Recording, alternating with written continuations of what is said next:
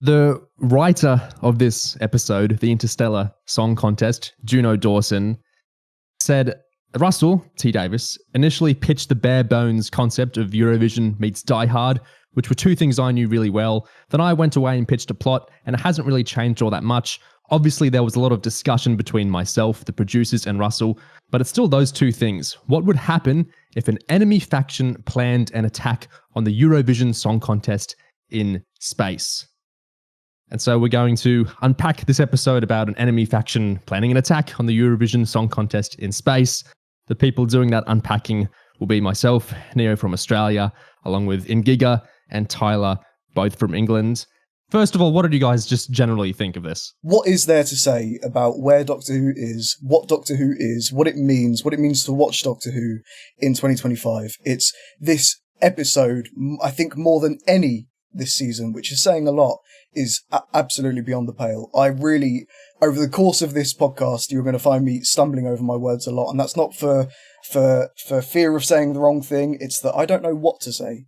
That's my answer, Neo. I don't know what to say in as worst possible terms as I can put it. I think with this episode, you can see all over it points where the memory of a functioning show that knows what it is there. I think there are moments where it's doing sort of recognisable Doctor Who things, even doing them fairly competently. You know, you can imagine, like, say, that bickering gay couple, or Rylan, you know, his scenes, his moments, like, bits like that, bits and pieces, that seem to basically make sense. Like, this is a camp show, this is a camp episode, let's have a romp at Eurovision, like, it makes sense. But I think when you look at the overall thing, the overall story, or in some places, lack of story, and also the spine of it with the Doctor and Belinda, I think the overall picture actually really starts to look like there's not much there, like it's running on fumes. And that's really a problem. And when you get through it, there are moments where it feels like, oh, well, this is just a solid, just sort of average Doctor Who episode. But more fundamentally, just I feel like, what the hell am I watching? Like, if I actually stop viewing it through, I guess, the Doctor Who goggles, like the expectations of, you know, what we expect from Doctor Who, and actually just look at it for what it is. It is just really, really like, stupefyingly odd, like from start to finish. So yeah, I agree with Tyler there. If we break down what happens, so the Doctor and Belinda arrive at the space Eurovision. We have this long-running Doctor pulls out a device thing to test the... what's even going on with the Vindicator thing? It annoys me every episode because it just feels like this stupid ongoing plot, whatever. It sucks. I hate these little moments. Like, I mean, at the start of the season, we were like, this isn't much of an ongoing arc plot, is it? And it really is just every episode pulls out the thing, and Doctor and Belinda say, oh, I'm just gonna look at the Vindicator for like 2 seconds, then we'll go home. And actually, no, we won't go home. We're gonna stay and do something else. And then these like scenes at the starts of episodes are driving me mad. Well, the thing he does next, unbeknownst to us to start with, is he kind of fixes the plot of the episode by tinkering with the thing so no one dies. Then we move on and we get the horny Hellian people hijack Eurovision and they put the dress rehearsal on and then they eject pretty much everyone into space in a really cool shot. I think everyone surely likes that shot. It looks awesome. The Doctor's floating around like Princess Leia in Star Wars and he has a vision of Susan Foreman. So Carol Ann Ford's back after many decades. That's I love Susan. I love Carol Ann Ford. We'll get into that later. Anyway, he sees Susan and then he cannons himself back into the space station where Belinda's not doing much. She's breaking down a little bit. Then he basically solves the plot. The Hellian horn people were trying to kill all the Eurovision watchers with a delta wave, like from the old Christopher Eccleston finale, because they've been exploited, and we'll get into that later. They're angry at people. The Doctor wins and he tortures the main horn dude for a while. Belinda walks in and it's a bit bad vibes-ish, kind of. Then we have a secret horn person who sings a big song and everyone's like, yeah, great horn person. This is awesome. Good stuff. And then the Doctor learns Earth's destroyed around the finale airing date. So he goes to deal with that.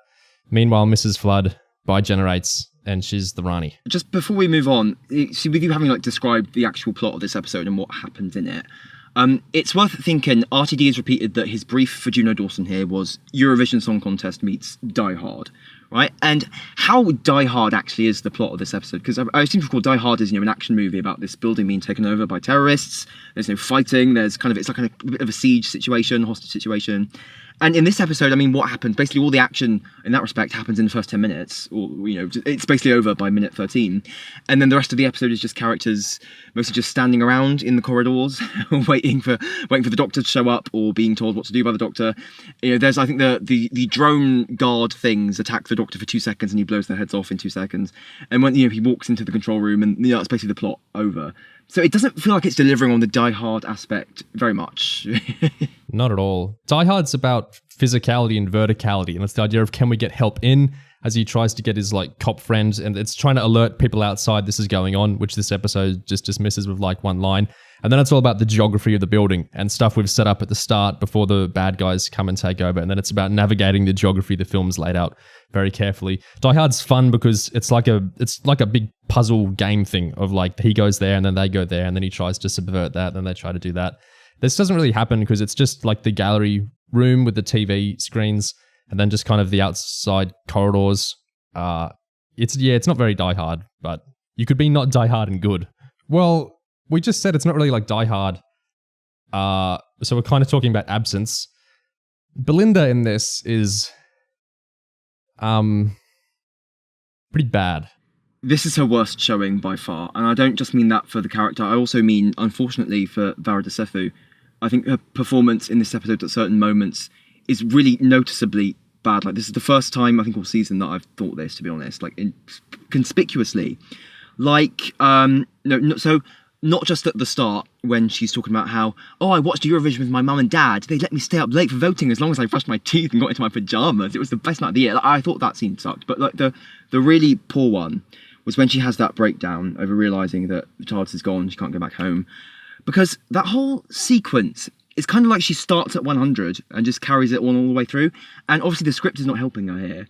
Because, yet again, she just goes back to my mum and dad. And it feels like a writer just not knowing what to give this companion, not knowing who this companion is, really, just doing the most hollow version of generic companion freaking out dialogue.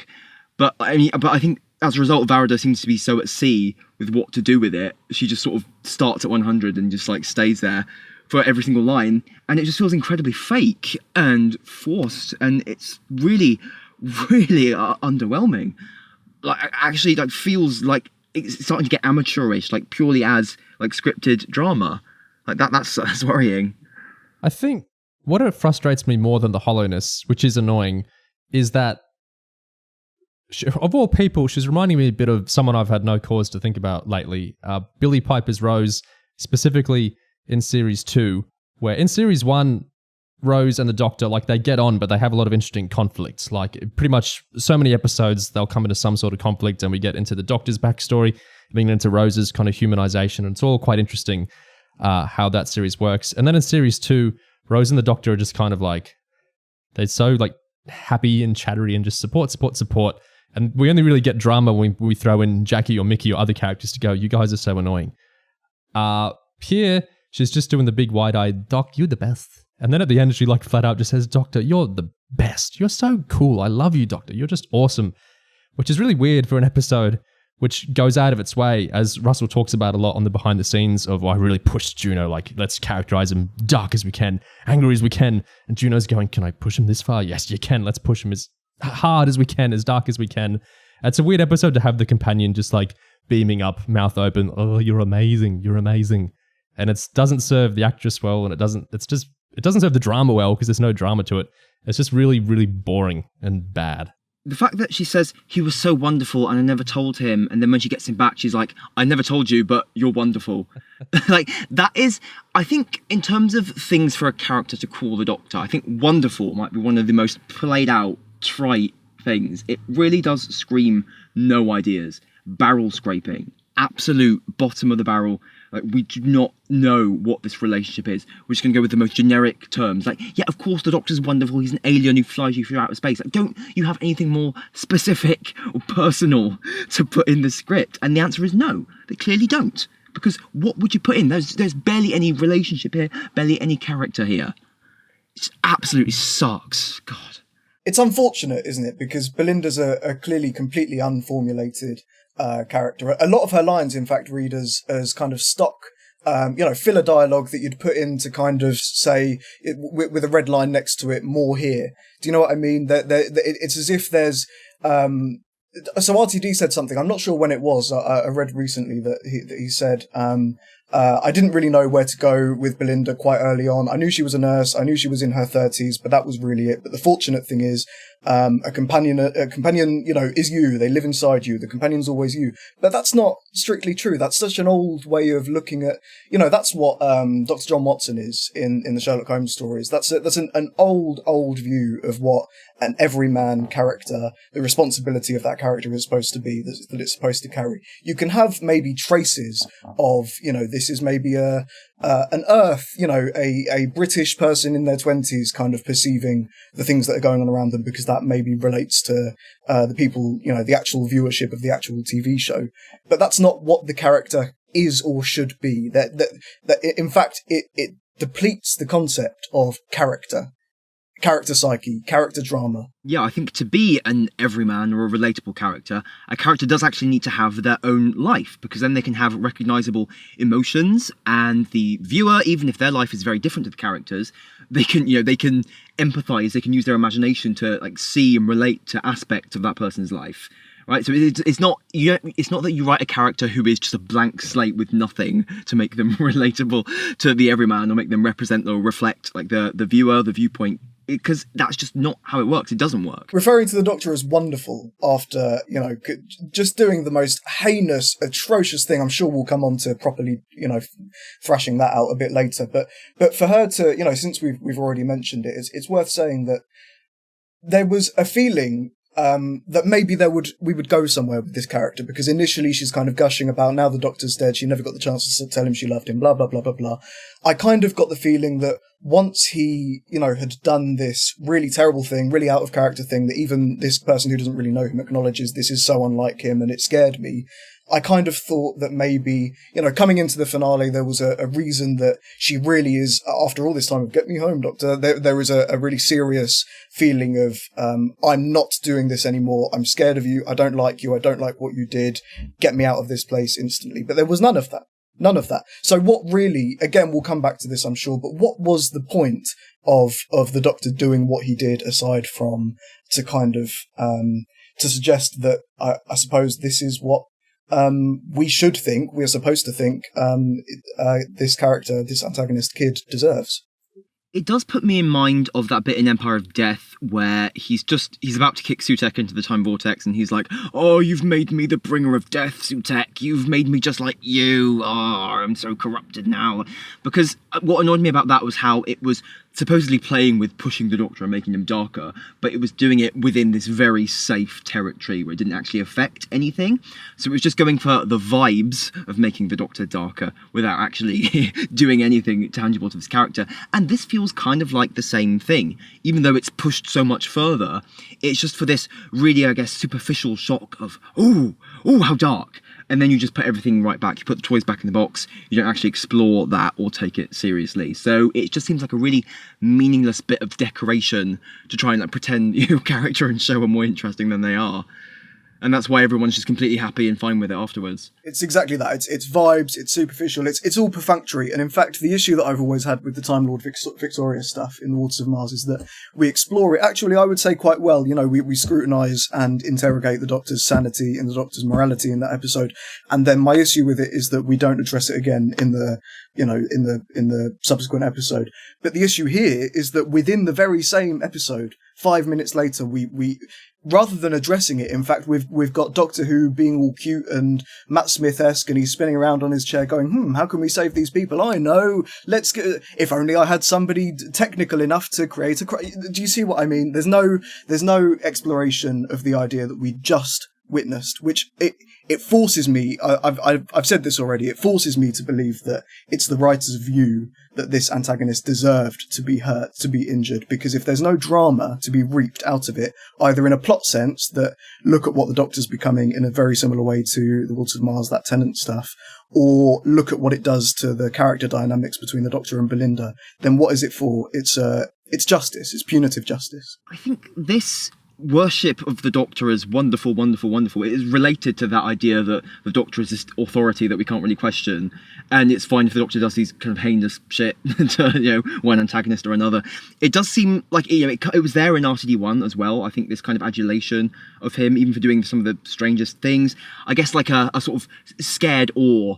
Like he might do something that's technically really, really dark, but he's so wonderful and magnificent. We just accept it, and I feel like that's kind of the subtext in not always RTD episodes, but Family of Blood. The ending of that kind of has that vibe when he's punishing the Family of Blood with those eternal torments, and just like I think it's shot like throughout RTD1, because even when we get episodes like Waters of Mars, where he's like this guy is actually flawed, it nonetheless kind of reverts by the next episode or whatever into we love him, he's wonderful, he's Jesus, he's an angel, he's the god, it's like that. So it just feels like this ingrained worship of the Doctor as like an authority figure is just like a permanent feature, I guess, of this version of the show. I think the function of these scenes as well gets a little obscured, but I think it's really, really clear when Russell and Juno Dawson are talking about what they're doing. Those scenes aren't to make the Doctor look bad or dark or dangerous. Those scenes are there to make the Doctor look cool. That's what they're for. Any scene like that isn't an actual ethical critique, because most of these episodes don't engage with anything like that afterwards. So the idea isn't to actually explore the ethics of, can you do this or can you not do this? It's to make the hero look edgy, and it's like a superhero thing, right? Oh, did he go a little bit too far? No, he didn't. We liked them doing that. It was cool to see them do that, which I don't necessarily have a problem with in some contexts, but I don't like it being positioned as if the episode was actually exploring anything really there at all, when it's just all it's trying to do is make him seem cool, I think, because I don't see anything else to substantiate. So who was this for? Who is that for? Who's supposed to see the Doctor as cool in this instance, do you think? I think the idea of like your protagonist who could be pushed so far, could be really dangerous and deadly if they didn't have some humanizing force like Belinda, like the companion, like an innocent little girl or a granddaughter, pulling him back from the abyss of morality to warmth and humanity. I think that's part of the supposed coolness of them being really edgy, is that they have that their humanity can be appealed to as long as they have someone tethering them to it. I feel like it's all this idea. So I can fix him. As for who it is for, there is certainly a constituency for this sort of thing, where there was at some point. I think it's an idea you can see across a lot of stories. This isn't a swipe, but like the unused plan for like Zack Snyder's sequence of Superman films kind of revolved around that a little bit with Superman and Lois. I think it's an idea that is sort of, it just seems, I mean, even in Moth Who a little bit, the idea that Clara was kind of like, losing Clara kind of snaps 12. But even then, she was kind of pulling him back from the brink. It's there, like, I think it's really hard to identify who exactly it is for. But I think the idea of a dangerous protagonist who can be good, or is fighting to be good, it appeals to some people. It does feel gendered in some way sometimes. Does that ring true to you at all? Like this idea that it's a masculine thing. Like we love this. We worship these masculine heroes who are dangerous. I think it's a very conventional romance thing as well. Like he is so strong and he's kind of a little bit too active and aggressive in a way. And then through my feminine, powers, I can tame him into something where all his powers are channeled for good, and then together with this great union of everything. He's very masculine, I'm very feminine. I'm not saying I believe or agree or whatever. I'm just saying that those are very common conventions for certain types of romance stories, fantasy stories, or things like that. I think you can't separate the gender from it at all. Yeah, because it's that appealing idea of he's kind of a beast, but I can fix that, and then Yeah, that ruthlessness or like strength is, I guess, a desirable quality or an impressive quality. People want to be awed by, their epic anime action hero protagonist or something like that, things like that. Especially, I think, it seems to be pronounced when the franchise or property or character or whatever is not, say, like an adult literary protagonist, but something, it seems to be pronounced when it's like a family-friendly thing, or like a comic thing, or like a kid's cartoon thing, or like a family show thing, like Doctor Who. Like if we can make the protagonist actually secretly really dark and edgy, oh my god, that's the most epic thing ever. Oh my god, it's like fucking Shadow the Hedgehog having an epic. It just feels woven with that, like almost the perversity of taking the light-hearted thing and making it dark, like enhances the appeal for people. And I'm hard pressed to say why exactly, but that does does seem like what's going on. This conversation reminds me of in Empire of Death, the Doctor punching the wall and then dramatically twirling and running his back down the wall, and Mel kind of you really have to get to hand it to Bonnie Langford in that instance, because I think the way she played a script that I think was supposed to be quite earnest, she kind of had the feeling of a school teacher, kind of almost kind of, you know, get up and sort yourself out and straighten yourself out and let's go. Which is a slightly different way to I think the way it was scripted was quite earnest in the same way that we're describing, kind of you know, the female character, the female of the Doctor's life, pulling him back from the brink, pulling him away from his masculine angst, you know, anger and angst and frustration, and forcing him to be the hero that he really is deep down. And this kind of is the same thing, but extrapolated into God. Yeah, and the effect is that, you know, Belinda, you know, the female, the woman in this case, like the feminine counterpart, ends up just being really like utterly just flimsy, and like just her presence just becomes feeble when she's just limply hugging him. She says, "Oh, you scared me back there, but never mind, you know, let's hug it out anyway. I don't care." You know, it's like, what's the point? Feels like a complete nothing character now. Before we go on like another huge thing about the torture scene, should we like get through a bit more of the other stuff first? Because I feel like we could talk about that for an hour. Yeah, I mean that is the essential. That's the top line here, isn't it? So we've kind of covered, I think, the essentials that we want to get out of the way. But yeah, there is a lot more I think to go over. I want to pull back a bit. You guys are better to talk about this than me. Eurovision. So the desire to do a Eurovision episode and kind of the context of Eurovision, especially now and when the episode was written. I've never really paid attention to Eurovision at all in my life. I know what it is, and I've seen bits of it, but it's not something I have any kind of connection to at all. So I think a lot of the appeal or even idea of this episode is kind of lost on me. And then the stuff about when this was written and when this has come out is interesting as well. Can you kind of explain to me, why did Russell want this? That's a great question. I think I'm sure Gig can expand on this probably better. I wouldn't be so sure. Okay, I don't particularly watch Eurovision. I think you can though. Oh really? Okay. Well, so I think so. I only started watching Eurovision in the last 2 years, and I really have kind of gotten into it in that way. But I think I sort of feel a bit late to the party in the sense that all of these kind of classic institutions that have lasted this long, Doctor Who falls into this in an interesting way, are kind of over. I mean, you know, who's watching this? Who's this for these days? But anyway, that's by the by. I think the point of having Eurovision in Doctor Who is because there is a huge overlap in its audiences.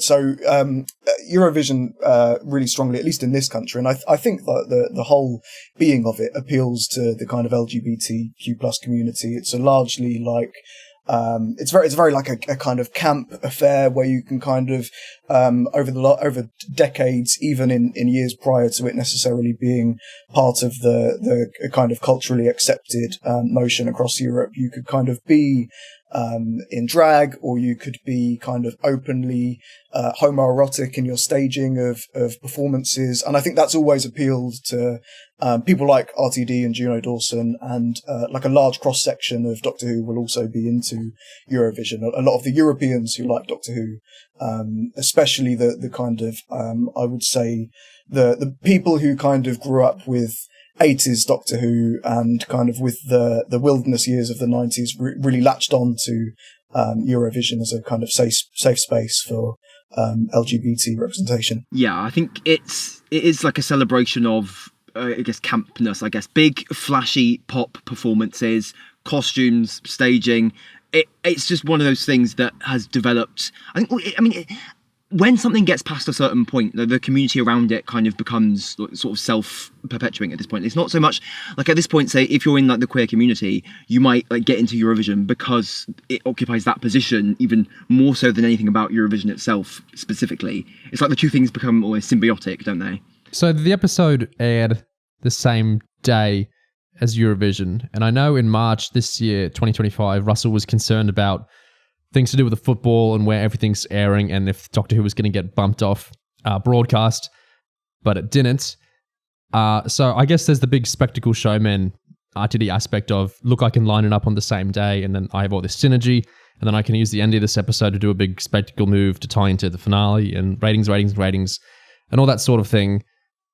and that's all what it is as well. But then the other aspect of this, so the camp queer thing is interesting, and it makes sense why Juno and Russell and so many viewers would be into that. The big spectacle ratings thing makes sense. ITD is a showman. The other interesting thing, this Disney Plus First Order, as Russell talks about it in very Star Wars terms, and I do want to talk about Star Wars again later, was for these 2 seasons and for the Sea Devil spin-off War Between. And it was all written a long time ago, most of this. So Russell has talked about by June 2023, half of season 2 had been written.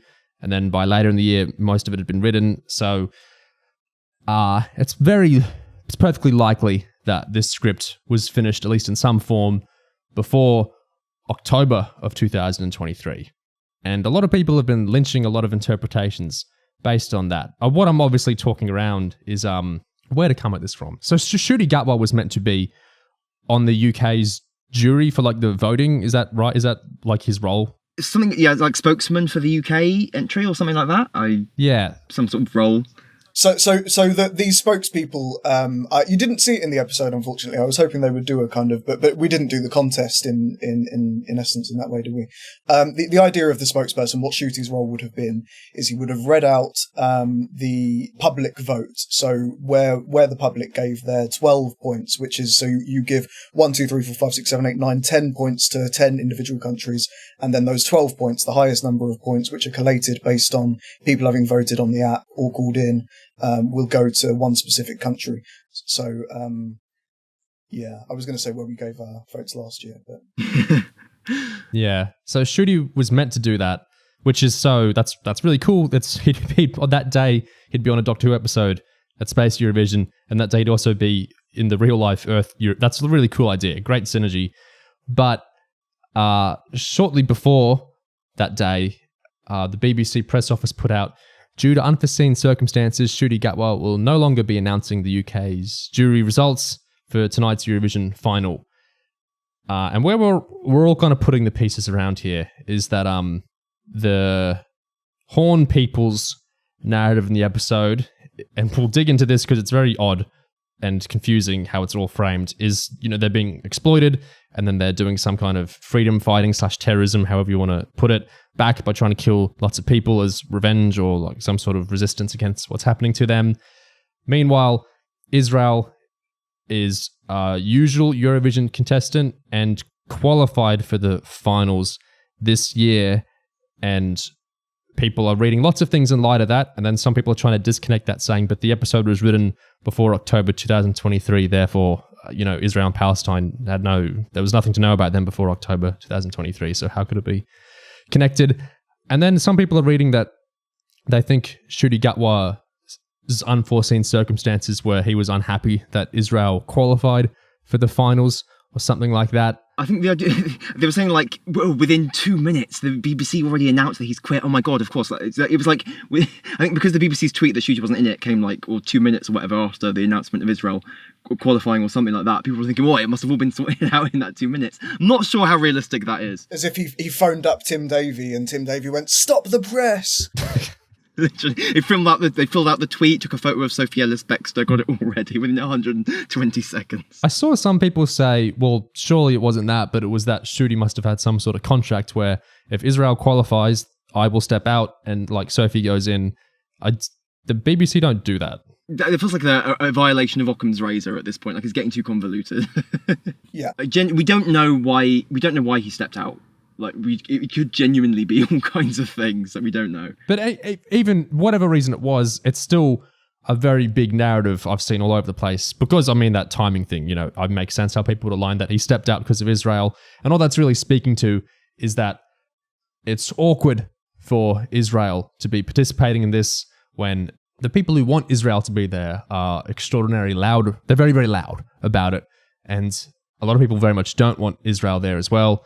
And then there are lots of arguments where you can bring in how come certain nation isn't allowed there and certain nation is allowed there, and splitting hairs between all that. Basically, it's a very... It's a fraught topic because lots and lots of people are being murdered in horrific fashion. I think it's sort of the basic there. The problem Eurovision has always had, although it's never quite...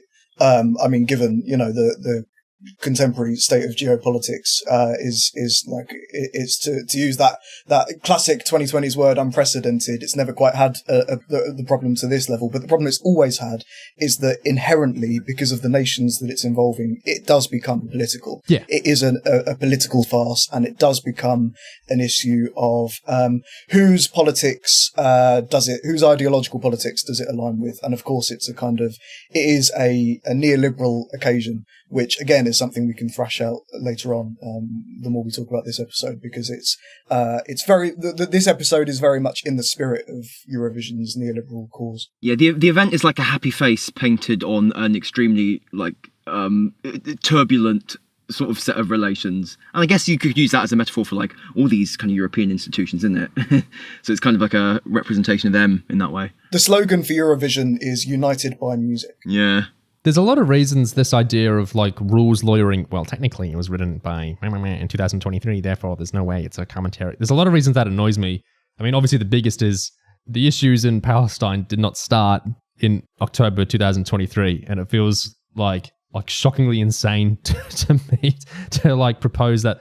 How could an adult possibly be commenting on Israel? But if it was before, like I just find that very, very, very crazy.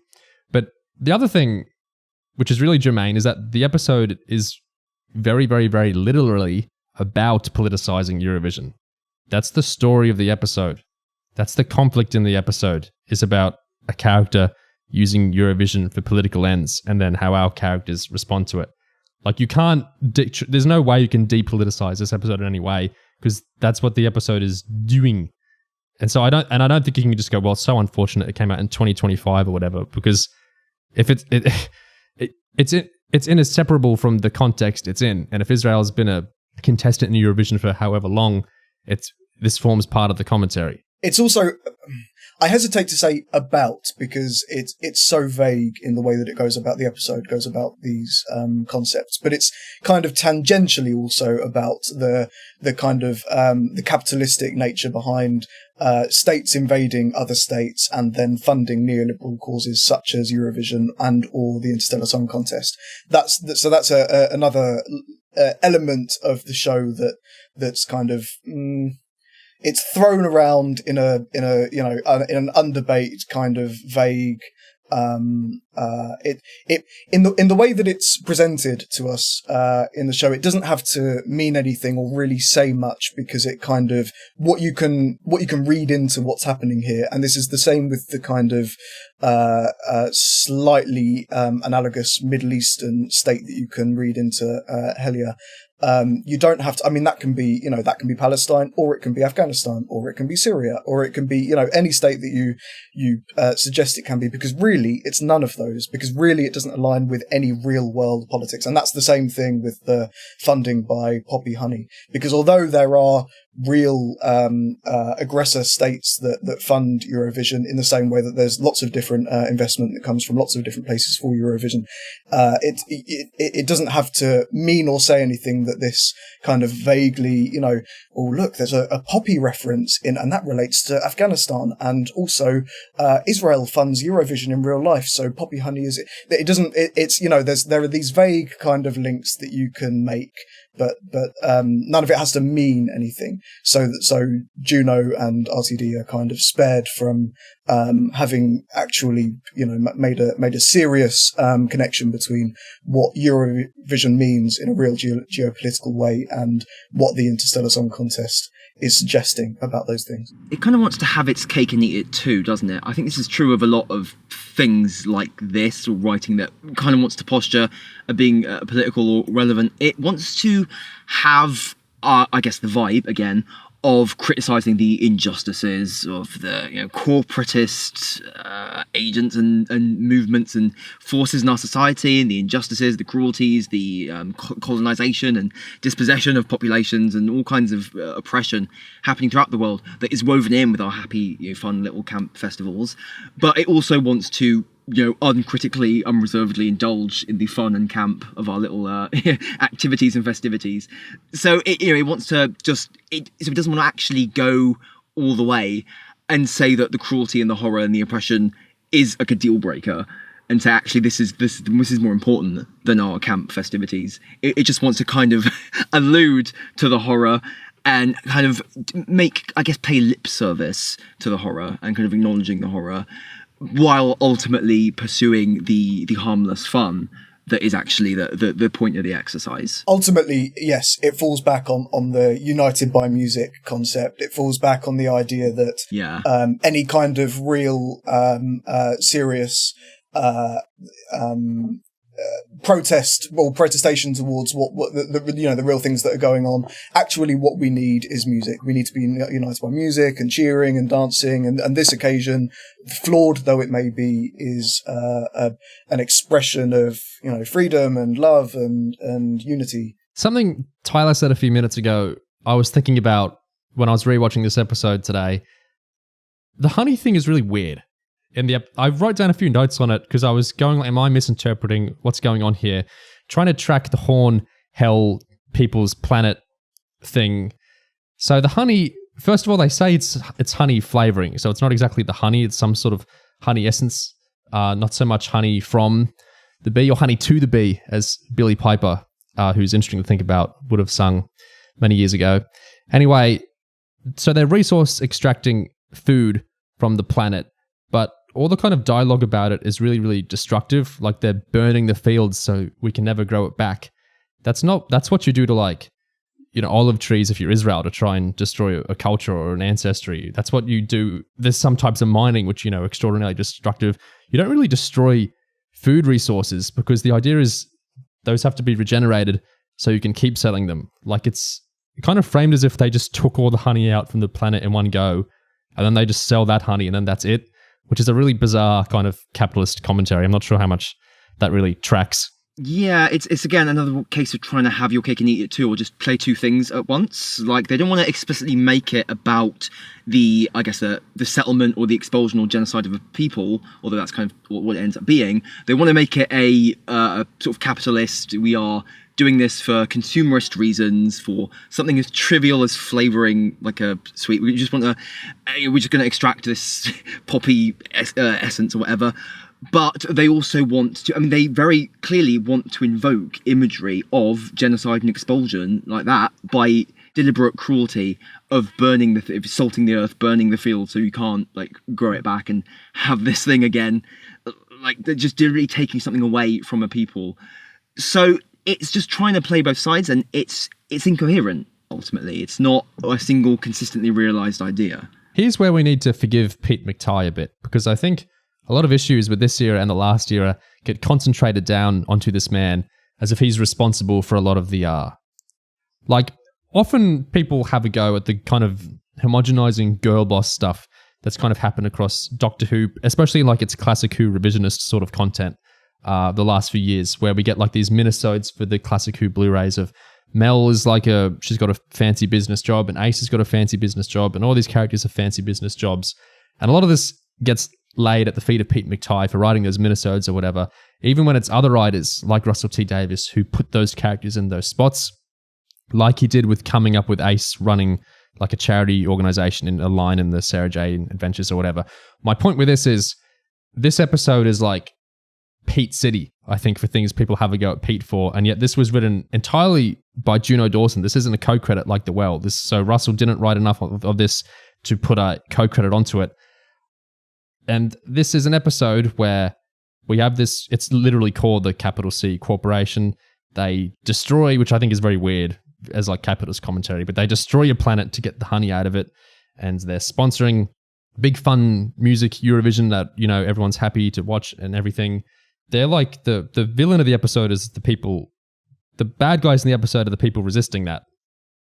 And the good guys in the episode are the people kind of enabling that, or the people just kind of assuaging that with a song at the end, which is very, very...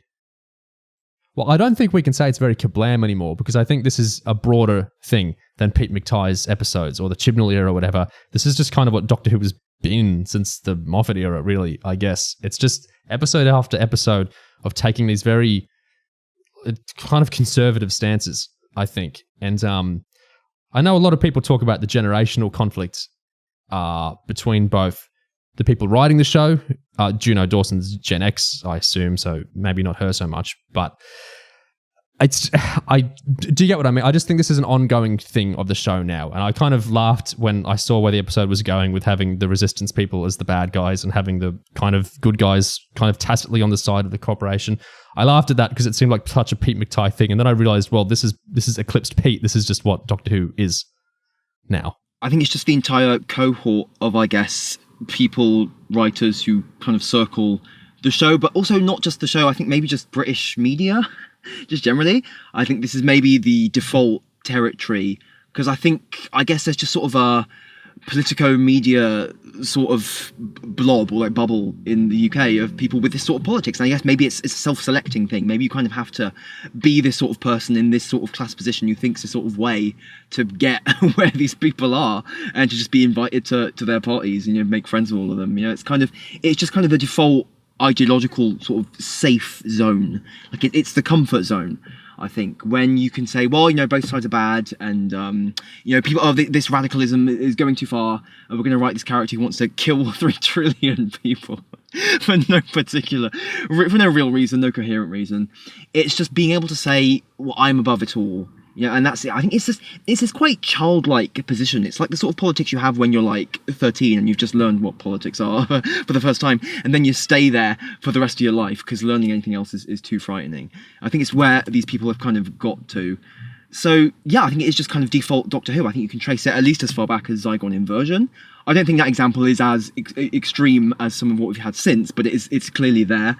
I think, you know, with Bonnie and what the Doctor says to her in his big speech, you know, it's clearly there with Moffat. It's just this thing, and it is liberalism at the end of the day. It's like this liberal capitalist sort of centrist moderatist worldview, and that informs everything we're getting. So our friend Missy said something that I completely chimed with, that they said, surely by the end of the episode I was expecting that there would be at least something that the Doctor would do, at least something, even if it was just verbally, to rebuke the corporation or you know, the company that's funding the song contest. But there was absolutely nothing. So all he did was rebuke, in fact torture the person who was this evil, crazy, genocidal kind of maniac protester, and nothing at all was spoken of the horrors of what by the Doctor of what the corporation did to Hellia.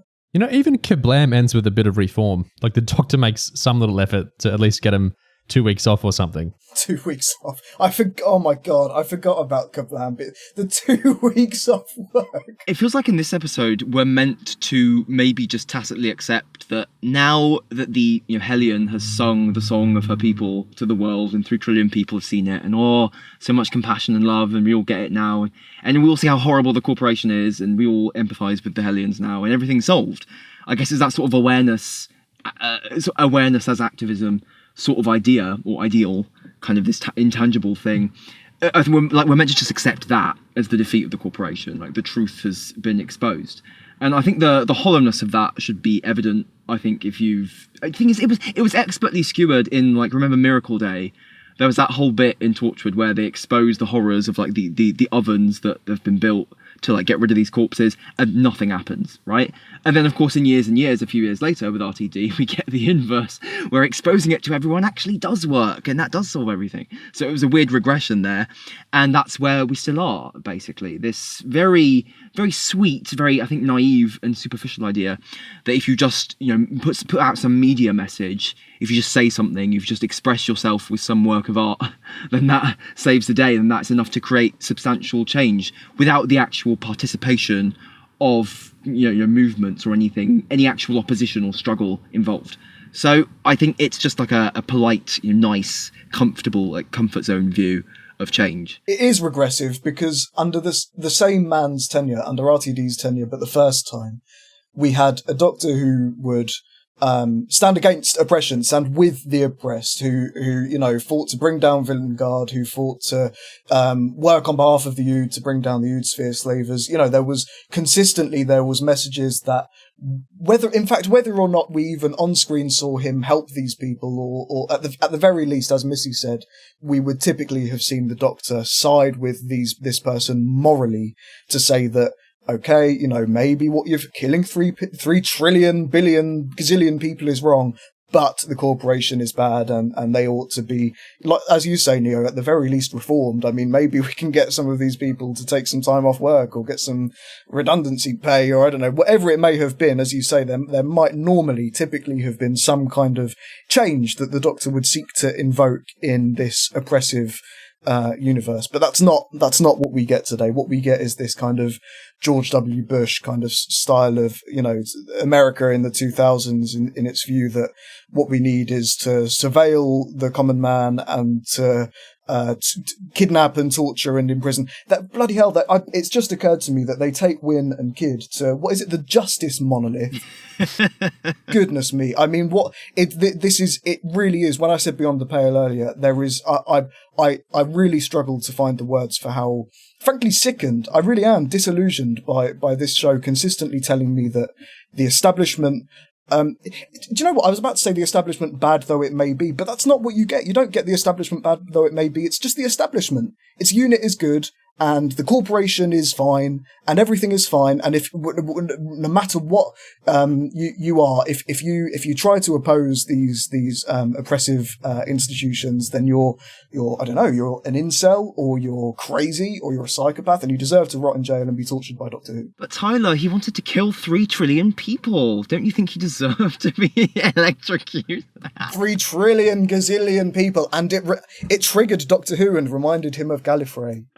God, I howled with derision at that when he invoked the bloody Time War trauma again. I was like, it really is just like everything that we've just sort of mocked and found ridiculous about the regression in the Doctor's character. We're just right back there. Just any pretense of like, oh, he's reformed, he's not carrying the baggage of New Who anymore, completely out the window.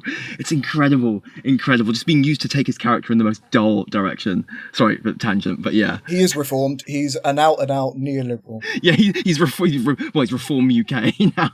Like that. It's so, you know what's so bizarre is Ncudi's performance. Sometimes I like it, but anyway, in The Giggle, I loved it, and I thought the bigeneration. Obviously, that's a discourse again. Now this episode does it in such a fucking. Is this how everyone else saw The Giggle? Bigen. Remember how a lot of us were loving it and so many people were hating it, and it was trying to wrap our heads around why do they hate it so much? Why is it so awful to them? Is this like, am I seeing from their eyes now? Because the one in this episode, I was like embarrassed watching. Even though I was watching it alone, I still felt like shame. Ncudi's performance, you were talking about that? Oh yeah. Ncudi's performance in The Giggle is fantastic. David Tennant, is you know how the Ranis says the versus a? David Tennant is the Doctor, the way that Tom Baker is the Doctor. He's not my favorite Doctor. Like, I love other Doctors better. I love Paul McGann better in so many ways. I do like Paul McGann better, actually. But Paul McGann's a Doctor and David Tennant's the Doctor. And you can't debate this, surely. Just in the cultural sense, Tom and David are the Doctors, right? Yeah, I know what you mean. Whether we like it or not. So to act as the Doctor opposite David Tennant and seem as his successor and seem at least as interesting as him, as charismatic as him, is like an impossibly difficult ask for any actor, as experienced or inexperienced as they are. And somehow, Ncudi just did it, and he did it with aplomb in The Giggle. And it's just astonishing to look back at that and see how he performs. And David he's so subservient, like organically, to what Ncudi's charisma is bringing to that role. It's just absolutely astonishing what he does in that episode. And that episode is full of all this promise between Ncudi's excellent performance in it and all the novelty of the bigeneration and what the episode is kind of doing with contextualizing the rest of the Revived series. It's all working to this one function, which is that we're putting the past in the past and we're giving it a happy ending and a pat on the head and good stuff. There you sit. We love you. Now we move on with something else. And it just works perfectly, and it ends with so much promise. It's utterly beautiful. And then so much of what went wrong afterwards is we get this bizarrely short, incredibly regressive era. But at least in that, Ncudi and the 15th Doctor often are coming across as sort of new or novel or different. I think The Church in Ruby Road does quite a good job of it. There's a few other episodes in season 1 that do a good job of it. Then Empire of Death, when we're getting the huge melodramatic monologues about I am death and everything. And it's just like this regression to it's like Tennant-esque melodrama, really. I could hear Tennant in Series 3 going, "You've made me into, this angel of vengeance" kind of thing. It's the sort of thing he used to do. It's very, very boring. And then by season 2, I feel like we're working against Ncuti's skills, and we're working against anything interesting about the 15th Doctor, where it's not just that we're regressing to specifically boring and overplayed and lame parts of the character that even David Tennant would struggle to sell, I think, after multiple seasons. And I don't really get why this is happening, because like we're saying, Davis, it's like he went forward and then it's one step forward, two steps back. And I don't understand some of the acting choices Ncuti makes in facilitating it. And the other writers don't seem to be pushing him in many other ways either, or maybe they are, and then Russell's homogenizing it back.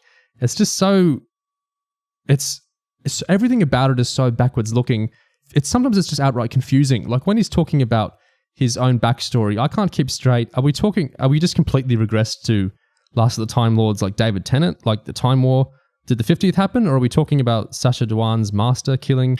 Like, does it even matter? Like, it's just this soup of, we've just gone back to this default, oh, my planet's dead for whatever reasons, and now we're just back on this kind of, I'm a dark and edgy doctor because my people are dead, and so I do mean things to, it's like, I thought the giggle was about, let's free up the show of all this backstory and trauma, the same way that the 2005 run was kind of liberating the show by adding trauma into the cat. But you know what I mean? It was like a reset.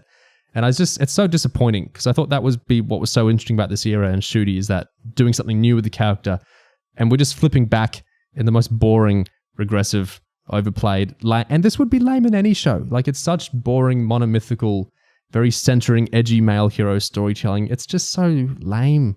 And it doesn't work in this case because, to be honest, 15 and Ncuti, they're about as scary as a hamster. They're not threatening at all. So I think trying to make him scary like this, it just doesn't bloody work.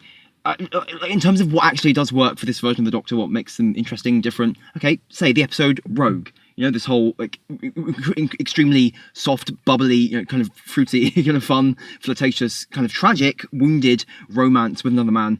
Brilliant episode. Well, great episode. Good episode. I love that episode. I love what they were doing there. So to go from that and to just say, okay, let's forget that. Let's not do any of that this season. Let's just have this absolutely generic kind of chud, like, tortured male. Oh, I'm so edgy and I need my companion to pull me back from being like a dark, brooding, monster vengeance. It's just, it doesn't, I just wonder, it feels like another barrel scraping thing. Like, we don't know what else to do. We have no other ideas for what would be good to do. And I don't think Ncuti is particularly selling it. I don't think it plays to his strengths at all. I don't think the writing is selling it very well. It seems really rudderless. I think in terms of making the Doctor cool or threatening or scary, I think what actually makes it scary when the Doctor does something like this or goes too far or acts cruel, I think when it works, I think it is possible to make it kind of work. I think when it works, it's because we see how easily his normal self could slip into something more dangerous and cruel. Because most of the time, the Doctor is going around being kind of dangerous, even when he's bubbly and happy. He's fighting battles. He's very powerful.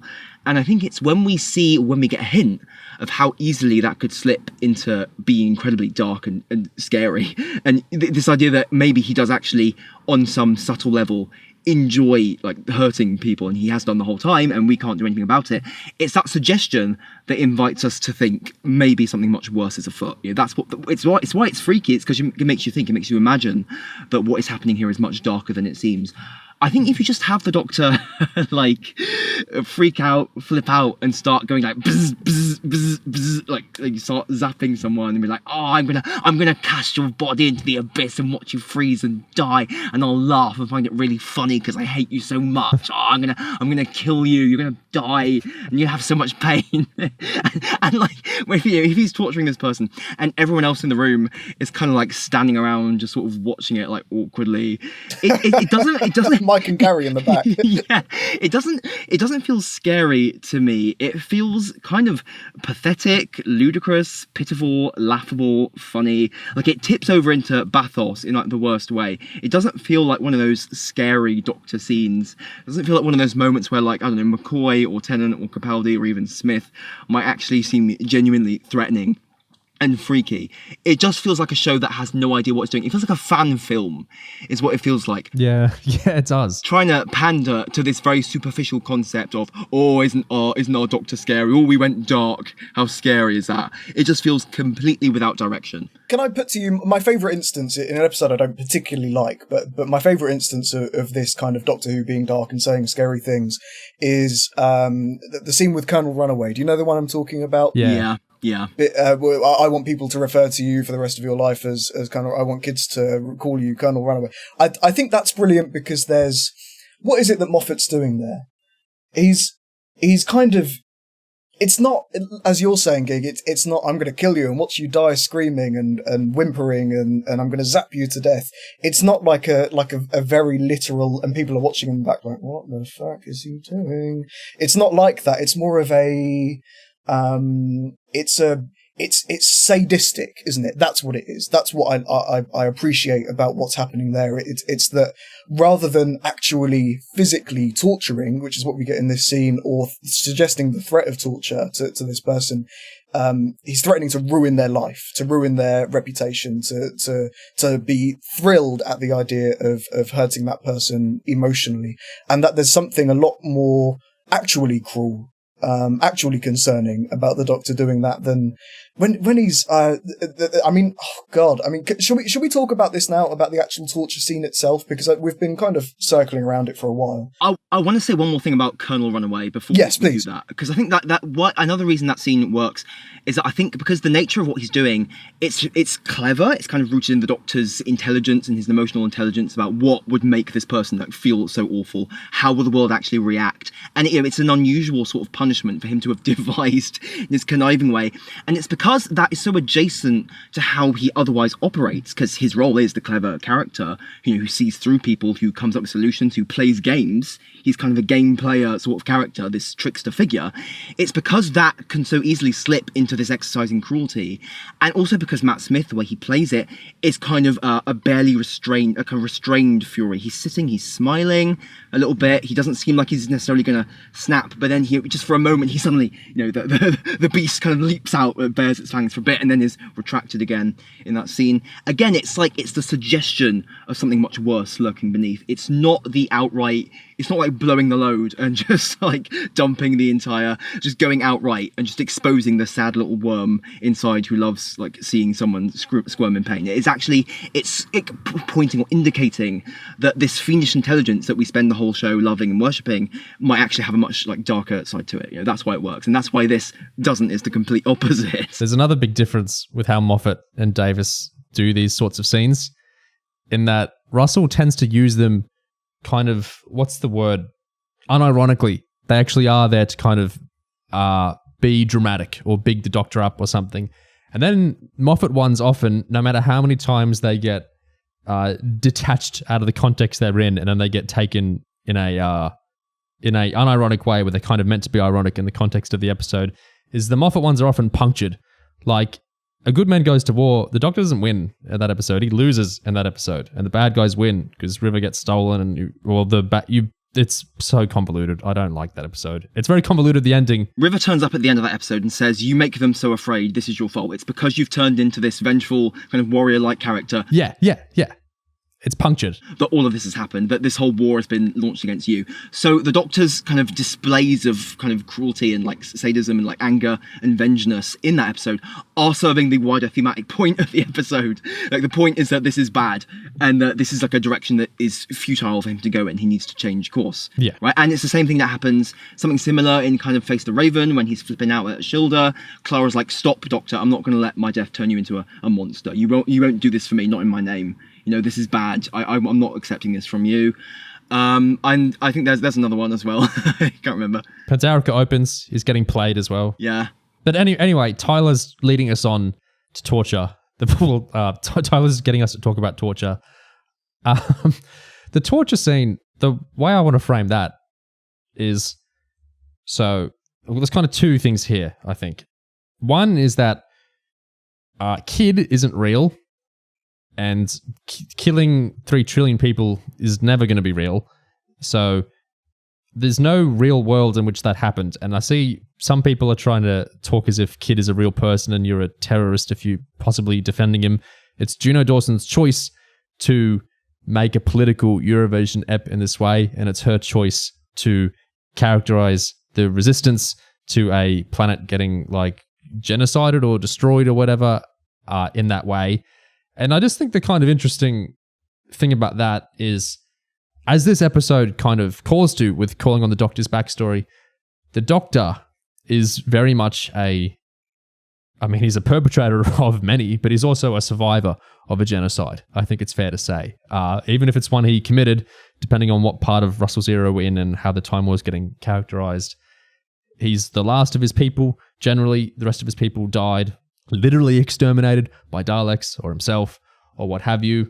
That's a big part of the Doctor's character. As this episode says, this episode, of course, has Kid, who his planet's been destroyed and his people brutally, it's some sort of forced relocation or genocide or something truly awful has happened to these people. And the Doctor has absolutely no, he barely talks to the guy. He just tortures him. It's not even that there's no connection. There's no even exchange really at all about any of this. And the Doctor doesn't really critique this company that's perpetuated this kind of genocide of these Horn people, or at least this huge exploitation of the Horn people, or whatever happened to them. There's no real engagement with that, and the Doctor doesn't seem to care. And even though this episode is calling on his own backstory to do with genocide and loss of a people, there's just zero engagement with it, which I think is two things. One, I think it's fucked up and awful and wrong of the character. And two, I think it's really bad writing.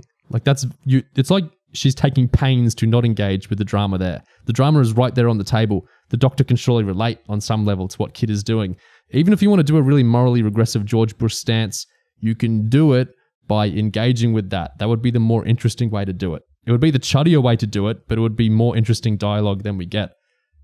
So I just think it's really bizarre and bad how this episode doesn't engage with all the different genocides at play here. It's what the Doctor says to Kid regarding Kid's character is, I have met so many versions of you, Kid, and revenge is just an excuse because your cold, filthy heart just likes to kill.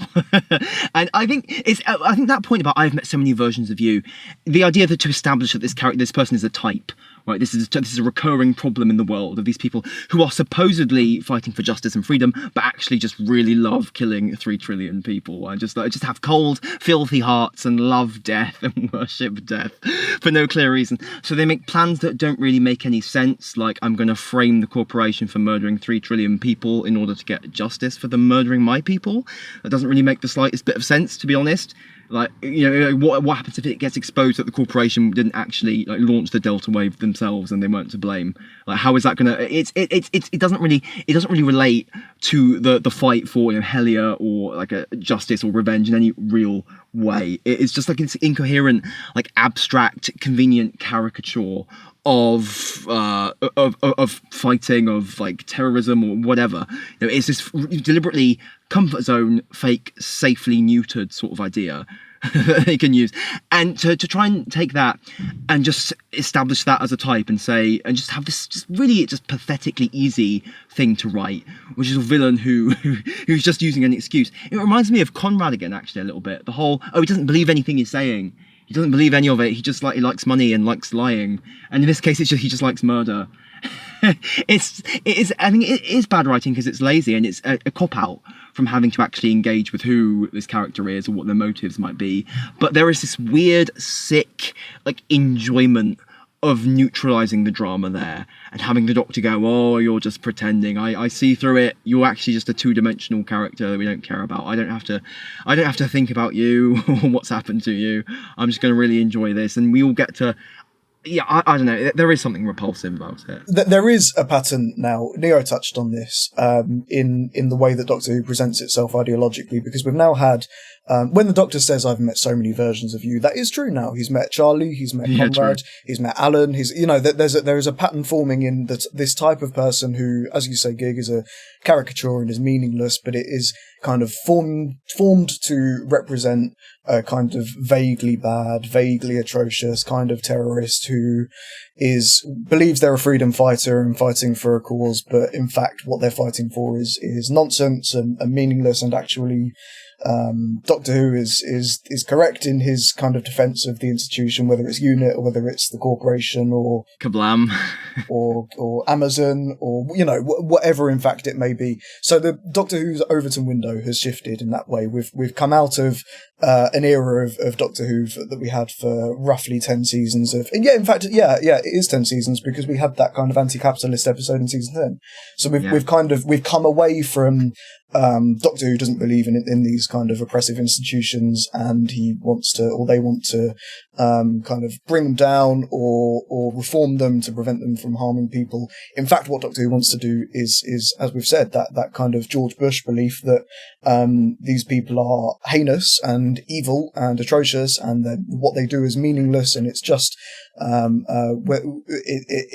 it's purely because for the love of killing, and as a result of their love of killing, we get to love torturing them, and they should be imprisoned in either Guantanamo Bay or the Justice Monolith and live there, or Unit's base, and live there for the rest of their days and get chewed out by Doctor Who because he hates them so much and he loves these institutions. Sometimes it feels like slightly mechanical in terms of how these stories are constructed. I know it's not entirely true, because as we've kind of gone over, there is a clear bent, like an ideological bent to telling this kind of story, creating this kind of world.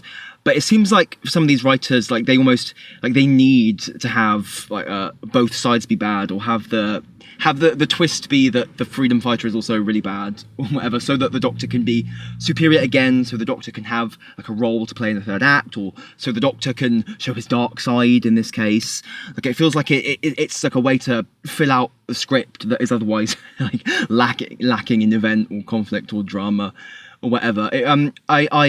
You may have already seen me mention this. I mentioned Juno Dawson's novel, The Good Doctor, with 13. It's not anywhere near on this level of cruelty and sheer condemnation, but there is a lot of sort of both sidesness in that story, because that story is about the Doctor finds this planet which she left kind of previously, hundreds of years ago in its past. And what's happened is that the native kind of dog species on that planet has been enslaved by the human settlers, and there's this whole religion based on oppressing them. It's very misogynistic and cruel. And the Doctor and companions, like Yaz and Ryan and Graham, they meet the rebel dog people. And broadly, they are portrayed positively, but the leader of the rebels, is one of those characters who's again, not quite on this level, but his big plan is just to blow up this massive temple with loads of humans in it. And it's going to cause an earthquake, loads of people are going to die, oh my god, what are you doing? You're just like the humans, you're just as bad as them, and everyone's worshipping you like a cult, you're just the same, it's the same on both sides. And I think I can kind of feel in that case how I wonder how much of it is actual sincere belief and genuine belief that both sides are bad and so on and so forth, and how much of it is just trying to fill out this story with a reason for the Doctor to be in it, a reason for the Doctor to keep advocating peace and superiority and goodness and stuff, even to the characters who are notionally on the right side. I think it just feels like a very cheap and easy way to generate a bit more event and conflict, if the Doctor can also stop the other side as well as the notionally clearly very evil side. It just feels like it's filling out this kind of stupid hollow adventure format with event, and the result is that it's really politically repulsive. My feeling on my read on this torture scene, I want to put it to you because it's so utterly absurd to me, and because I'm open to my interpretation here being course corrected. But so you might have seen on Twitter people are arguing about whether, and I don't like this phrase, I'm going to use a different phrase, but whether the what the Doctor did was sex coded. I'm going to say it has connotations of sexual assault, because what I'm describing here is towards the end of that scene.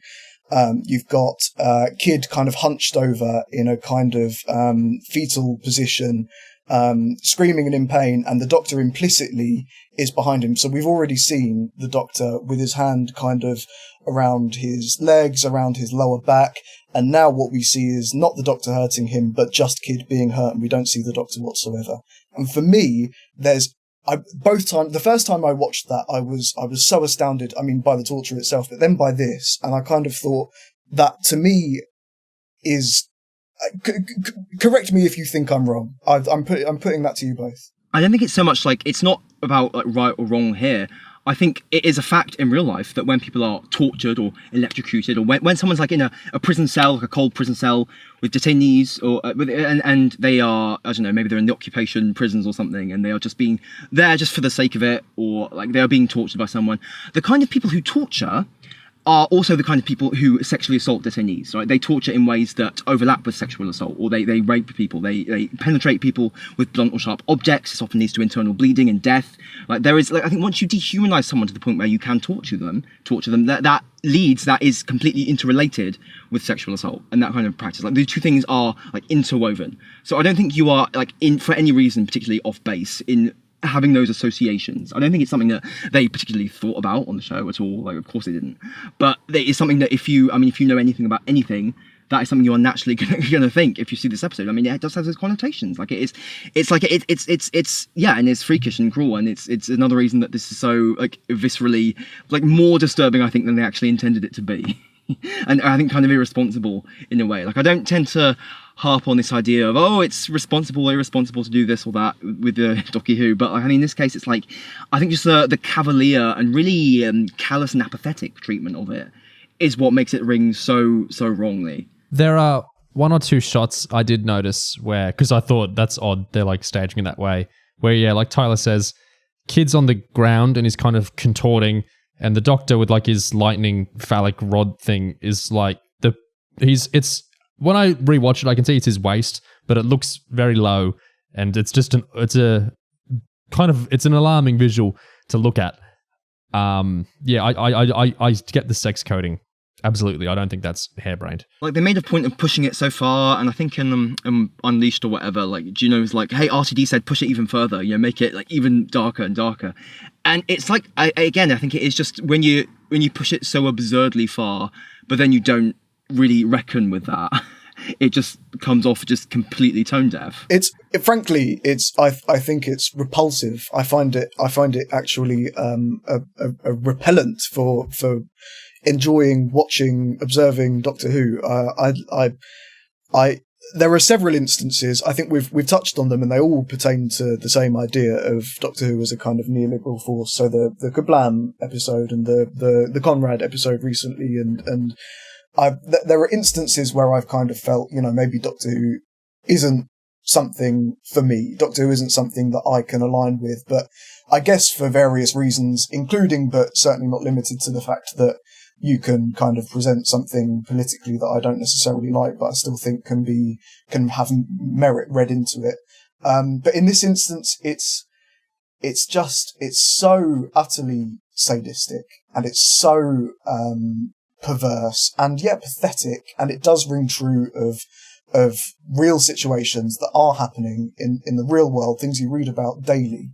I mean, not least in, we brought up Israel and Palestine and Russia and Ukraine, but I mean, El Salvador, and there are things happening across the world that this rings true of, and it feels so callous to present it as Doctor Who goes too far and somebody has to pull him away, and to not even allow it to breathe with the character dynamics between the Doctor and his companion, the two kind of central characters of the show, to not even allow them to properly digest and discuss what that might mean for the Doctor's psyche and for the relationships that he has going forward.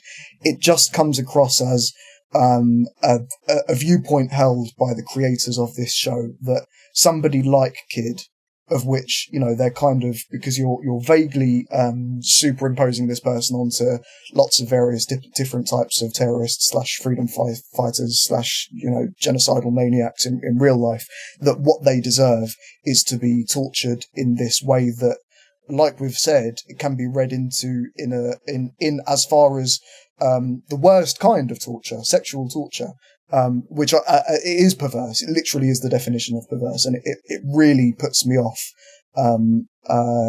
enjoying this show in any feasible way. It goes beyond, my lack of enjoyment of Doctor Who up to this point has been largely, I don't think the scripts are very good. I don't think some of the performances are very good. I don't like that RTD's the type of character to bring Sutek back and have him just be a big dog, and there's no real... But this goes so far beyond I have issues with scripting. I have moral issues with what's being presented to me based on the news, the real world issues, and if Doctor Who is it goes beyond it being an establishment mouthpiece, like we were saying, or like I'm sure you guys have said regarding Lucky Day. It's justifying torture, and I can't. Yeah, I feel personally wrong for talking about Doctor Who in really a serious way anymore as a result of this, and I'm really deeply disturbed. I really do. I can't get across enough how disturbing I find this episode of Doctor Who, and how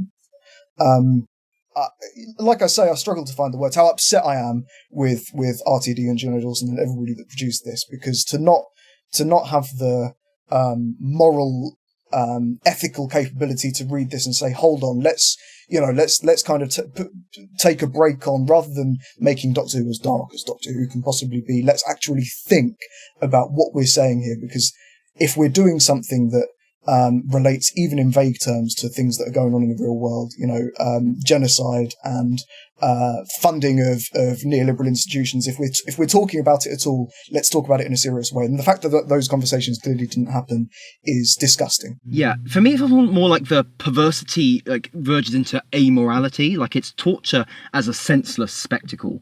And it does force you to ask the question, actually, why would I watch this? Where is the possible enjoyment from this? It is just this weird, sad, uncomfortable, disgusting spectacle. Now, it reminded me, it put me in mind, there was that moment randomly in The Vanquishers at the end of Flux, where I think the Doctor does this random moment where she puts the torture laser beam on the Serpent, or whoever it was. There was a bit of fuss about that, why is the Doctor randomly torturing people? This is so weird. And to see that taken to the nth degree and almost celebrated and really almost fucking circle jerked over by the show, it's we are actually this is actually new territory. This is actually we've gone so far beyond. I think for me, I struggle to think of it as really caring enough or having enough of an opinion or thought to say they're advocating torture. I feel to me they just don't care. They just haven't thought about it. They don't give a shit. It's okay, whatever. Yeah, this is kind of bad, but we're not thinking about it. Who cares? And I guess that is ultimately the same as advocating for it at the end of the day. If it's that apathetic, then yeah, you're just saying it's complicity. It's saying, well, we don't care. We don't need to think about it. And that's not a good it's not a good approach for any sort of storytelling, really. Certainly not something if you want people to be curious about, or something you want to make people think more or be more interesting, thoughtful people. It's just sort of spewing this sickness into the world now, and I struggle to really justify it. This sounds trite, but I'm also offended just how bad it is. You can write very conservative storytelling that still has drama and, complex dialogue that speaks to character and things like that. But I think this episode is a very ugly thing, and it's also a very dull thing. That's why there's in the 2000s, in the George Bush era, we're talking about, there was so many stories where, and a lot of them would just be very, very trite and, poorly written, but a lot of them would try their hearts out to, in a more intellectual way, really engage, at least with the drama of, we're torturing him, this is why we do it. They would at least try to get drama out of that. It's the fact that there's the show doesn't even try and milk anything really out of the torture the Doctor performs upon Kid. I think that's where it takes it, like you've said before, Gig, that's where it kind of takes it to being a joke. It's not just ugly, it's like a nun episode of television there. It can't even be chuddish in a entertaining way. It's just kind of nothing. What did you think of those lines the Doctor had when he was like, oh, that ice you put in my heart, it's still there, it'll be there forever now. And the kid's like, I'll see you again, Doctor. Like, they're trying to set him up as like a recurring villain or something. Like some sort of, they have some rivalry now after the Doctor's tortured this guy. It was such a weirdly, like, emotionally detached way to, like, respond to that happening. You know, did you feel that? It did make me wonder, yeah, whether he's being set up as a recurring villain, given the fact that we know that Conrad, for some reason, I mean, it doesn't even make any fucking sense, but I'm sure we'll thrash that out in due weeks. But yeah, the fact that Conrad's coming back in the finale makes me wonder whether RTD has set his sights on Freddie, what's his name? Freddie coming back. Yeah, Freddie Fox, yeah. Those lines about, oh, you have put ice in my heart, darling. Again, I think it's something about it. It's so not doing what it's meant to do. Like, it just feels like it's going so far. It's so literal.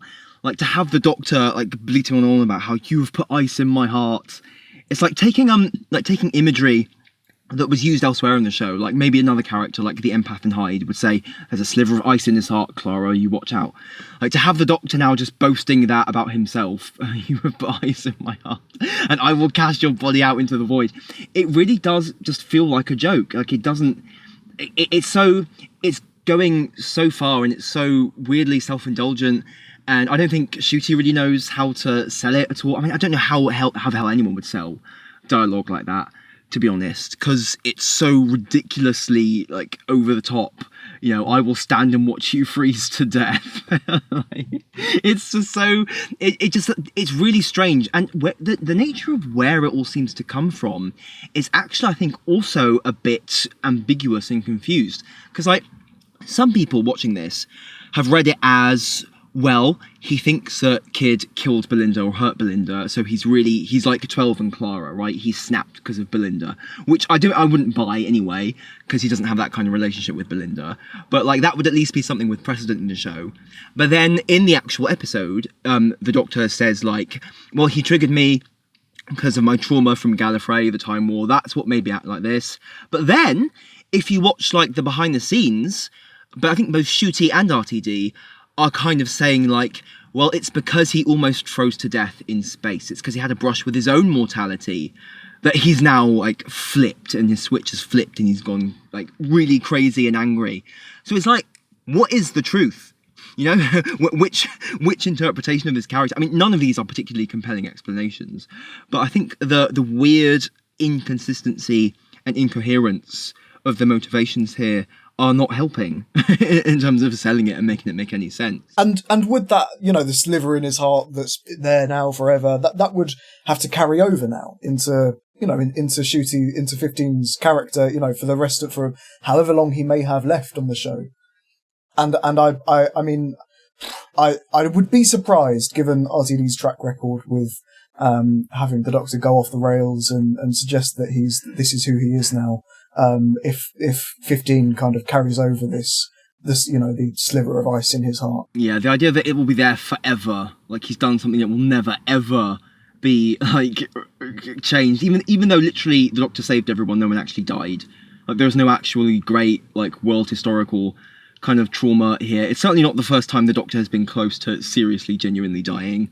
So it is very strange to sort of try and weight it in this way. The Doctor was really mad. And Kid was really, it's bad to want to kill lots of people, but the episode offers us a different, better way, a stronger loving world. It offers through Cora. So she sings a sad song, and that's how you should resist. Yeah, that's kind of how the episode pats itself on the back and says, job well done. You know, we have actually successfully advocated for justice and the end of oppression and the defeat of the cruel forces. And I guess it's just in creating this false dichotomy by saying that the two options on offer are these two extremes. You can express yourself with art in this really lovely, peaceful, like, happy, media-friendly way, or you can kill, say, billions must die. Yeah, it's deliberately foreclosing on any kind of actual alternative possibility. And I think it's not engaging with reality.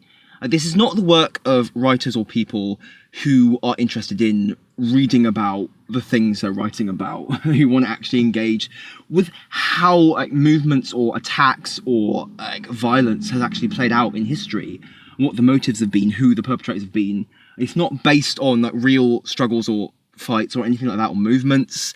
It's just entirely this imaginary, made up, abstract, fictitious space where we can just make these dumb little cartoons of everything. So, because that's much easier to write about. What it made me think of is, so recently I bullied Tyler into watching Andor, the Star Wars show, which I was pressured into watching after years of saying, no, it's a stupid Star Wars show. And I always used to laugh at people calling it political or whatever, because, like, guys, it's the Star Wars slop on Disney Plus. It's not very political, is it?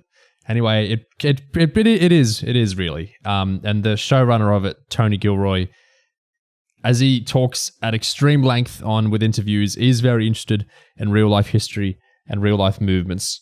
And I think what's interesting about that show, and I thought it was interesting the whole way through, especially the final stretch of episodes it did, is that it's really engaging with this idea of any kind of moralistic way to engage with a violent, oppressive state or authority is completely useless, and it can't lead anywhere, basically. And the only way to really make any sort of meaningful resistance is to exert a kind of violence onto them, whether it's intense subversion or theft, or, as the show often depicts, outright actual violence. And that's the only way any sort of meaningful change can be brought about, because in the real world that the show is trying to draw from, that is how material change kind of happens, which is materially. And hearts and minds is a very moralistic idea, which obviously perpetuates itself through the arts, because that's the realm of the arts, is hearts and minds. But that's not the material realm, which is where the change can actually happen. And it just kind of struck me as funny, because that show is also on Disney Plus, and that show is also a genre sci-fi show from a big, very old, very famous genre sci-fi IP. And it was just kind of funny for me to see one show end in like this spectacular it's like an endorsement of violence in a lot of ways. And then a few days later, I guess Doctor Who hasn't ended, but Doctor Who to have an episode just wallowing in the exact opposite sort of thing of they can never use any sort of violence to resist. It's the most evil thing in the world. Resistance can only be done through commodification-ready versions of the arts. Yeah, that just kind of stood out to me. I'm glad you brought it up, Neo, because the other... so I'm only a few episodes into season 1 of Andor, and the other parallel that I drew with how Doctor Who presented Kid is how Andor presents its antagonist, so Doctor Who's antagonist in this episode is a kind of wimp rebel, whereas in Andor the antagonist is a wimp fascist, is that classic kind of archetype of somebody who has no control but desires control up to the extent that they will do kind of heinous atrocities to people in retaliation for their lack of control, which is it is completely the opposite to the story that Doctor Who's telling now. Doctor Who is actually telling the story of God, this is such a lame reference, the Empire, so to speak. It's telling the story of, can't believe I'm making that. That's not a reference I would have made before about Lost Week. But it is true. It's on the side of these kind of institutions that the Doctor Who itself, Doctor Who themselves would have opposed even up to recently. It's funny, and I guess maybe Andor kind of proves this, because you'd think that a sci-fi fantasy sort of franchise, this completely fictitious space, would be somewhere where you're kind of a bit freer or safer to write about characters, actually taking up arms, fighting, doing things kind of that maybe go against the cozy usual morality of you as a consumer of Disney Plus in 21st century, year of our Lord 2025. And yet, on the other hand, you have Doctor Who that is just completely ensconced in this mindset of, the characters can only do or believe things that I, as the viewer, sitting comfortably in like London or Wales or whatever, would do or think or say. Like, any like transgression of that, no, big no. It's really weird how just deliberately self-limiting it is. Like this refusal to try and like engage with things that might actually be uncomfortable or scary, even though this is presumably, in theory, a show about characters who go where we cannot. That's kind of what fiction is, and that's kind of what heroes are. As Moffat very famously sort of went on about when he was writing Sherlock and stuff. It's sad to see a show kind of just put itself in such a small, really lame and pathetic little box like this. In a kind of technical way, what did Doctor Who, the character, do in this episode what did he do? What did he do? I mean, so he triplicated the Mavity field, so to stop all those people flying out into space. Yeah, okay. He triplicated the Mavity field, and then he fired himself onto in a cannon, and then beyond that point, how did he react to the? Yep. Well, he tortured the dude, and then he blew up those 2 drone bots with his sonic. Yep. And then he re-engineered the cryopod and the hard light hologram to suck all the people back into the space station. So did Mike not do that? Did he not instruct Mike to figure that out? Oh no, technically yes, yeah. He got both of the bickering gay couple to kind of do different jobs for him, I guess. So he instructed them. I just need a specialist in this who can do that. So I guess maybe he gave them the ideas that they wouldn't otherwise have had. Maybe that's the idea. Even though they have the technical expertise to actually do it. Doctor Who saved the day by torturing the antagonist and project managing these 2 tech people on Eurovision. Yes, that's pretty much it. Yes, he was the manager. Well, that's nice, isn't it? What an episode of Doctor Who!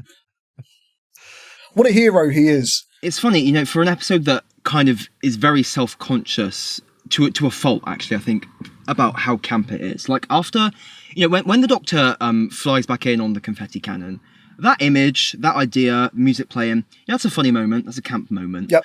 Camp Kino. But it draws attention to itself twice. Like, when he's doing it, I think one of the gay guys is like, is he going to fly in on a confetti cannon?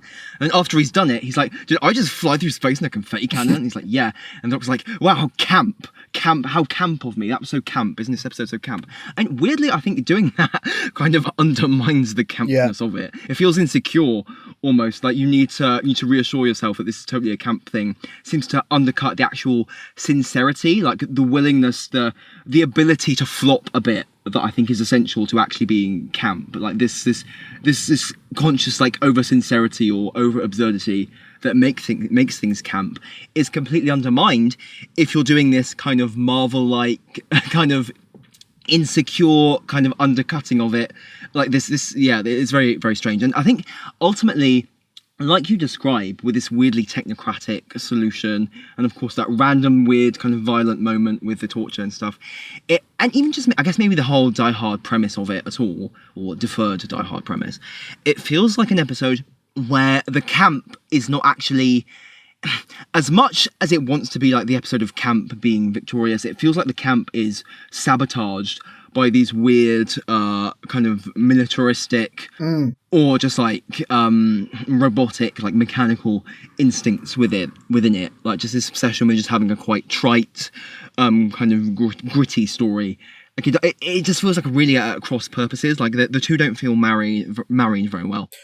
Earlier I asked who this is for, and I suppose the answer is that cross section of Doctor Who I described that loves Eurovision and Doctor Who, and those people who are ideologically aligned with the story that it's telling. And I suppose actually, now I come to think of it, there are a lot of people involved with the production of Doctor Who over the course of its history who are exactly that type of person. So now I can. I think I might know who you're thinking about. I have an exact image of who the demographic this episode was supposed to appeal to, and it's just quite disturbing that it came from Juno Dawson. Yeah, especially given that the person in question has not written an episode of Doctor Who in a long time for very good reason. It's quite disturbing that he is now the target audience. I want to yap about Belinda again in a sec, but Juno, we've absorbed information we've absorbed stories Juno Dawson has written. I've absorbed for years now. Gig talked about The Good Doctor earlier. She's also wrote some Torchwood stories I really like. She did that Doctor Who Redacted narrative podcast thing which was okay. I think some interesting ideas. I didn't love the execution, but I really liked the stuff she's done with Torchwood. She's one of those figures that kind of but she's kind of swirled around the show for a while. So I feel like it was a very organic move for her to actually come on and write an episode. And I feel like so many of her strengths in the stories I really like from her, I'm thinking it's mostly of her Torchwood stuff, is they feel, it sounds they feel outside the box, even for like Torchwood. They feel like conceptualizing things in a slightly different way. And they're quite, her Ore episode in those Torchwood season 5 thing, it was quite character focused, which I really liked. And it's just, this episode feels so devoid of character. Well, the 15 has character moments in it, but they're so weird and regressive and lame. The Belinda stuff, Juno said in the BBC press interview thing that I didn't know who would be playing Belinda at the time of writing the script. I knew she was a nurse in her 30s. That was it. With any companion, he or she is always you. They're the audience. They're the person being swept along into adventure.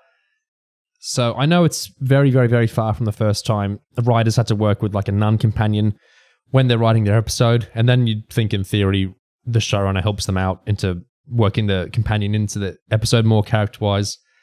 But it's what basically where I'm going with this is I think the actual problem with Doctor Who now, as we've kind of talked about a bit, is not its politics. I think that's one of the lowest things on the... I don't think that's an issue actually for the show at all. I think the show could be more chuddy and it would be totally fine. It would just annoy us a lot. The issue is, and it's the great irony of this era, is that the show's not really about characters anymore. And that was the big strength of Russell's first era. Ryland talks at length in the behind the scenes thing. He's listing off series 1 episodes easily, even if by name sometimes and sometimes not. But he's always talking about like these little character moments and stuff in them that he remembers so clearly from 2005. And that was the first Russell T Davies run. I think that's why it resonated so deeply with the audiences. Wasn't just the insanely effective way Russell blended kind of sci-fi 2000s serialized genre storytelling with soap opera storytelling. It was how strong the sense of character was. The Doctor and the companions, but very, very, very much the side characters like Jackie. That's really, I think, what kept people watching the show and thinking about the show and coming back to the show, was just how strongly those characters came across. And it's just weird in this like zombie Russell T Davies era that the Doctor's just this kind of swirling nun character or like repetition of old Doctor characters. And then the companions, Ruby is brought to life mostly just through Millie, is brilliance. And Belinda, it's just like nothing's going on at all. And it's just, I feel like nothing that worked about RTD's first era is really here anymore. I hate this lack of character. If that's Andor, people can talk about the politics and the spectacle and all that in it. And I think that's all besides the point as well. I think the reason that show really connects with people is how strong those core characters are and how much the show really, really, really cares about them. And it's just none of that is here. It's funny because back at the time that he was announced as taking over Chris Chibnall, we were all kind of saying, you know, he's a matured writer on what he did, and the show that the parts of the show we didn't used to like, he might have kind of touched up by now. And, you know, look at Years and Years, look at It's a Sin, look at Nolly, all of these excellent things that he's produced in the time since. And we were right that he's not the same man and not the same writer, but it's gone completely in the opposite direction to the extent that it's all of its essentials in, you know, I'm talking about character, are completely hollow and meaningless, completely worthless. And unfortunately, you know, I don't like to come on here because I've done it before and you know, decry Ncuti Gatwa, but I don't think he's capable in the way that David Tennant was of elevating poor dialogue, poor scripts, lack of characterization, because he's not done it. And unfortunately, neither has Varada Sethu been able to take Belinda from nothing into something in the way that I wonder actually whether my vision of Ruby is skewed because Millie was so brilliant. I mean, could you say it was the same that Millie faced in terms of her script, in terms of Ruby Sunday as a character? Did she face the exact same issues as Varada has faced? I mean, Ruby was not being written, get me home, or made to say the same shit in every episode. So, my mum and dad. Like, Ruby wasn't constantly talking about Carla and Cherry. I mean, I guess she was a little bit, oh, my mum, but only really in the ARC episodes. Like, so, yeah, I don't think Ruby had quite the same issue, to be honest.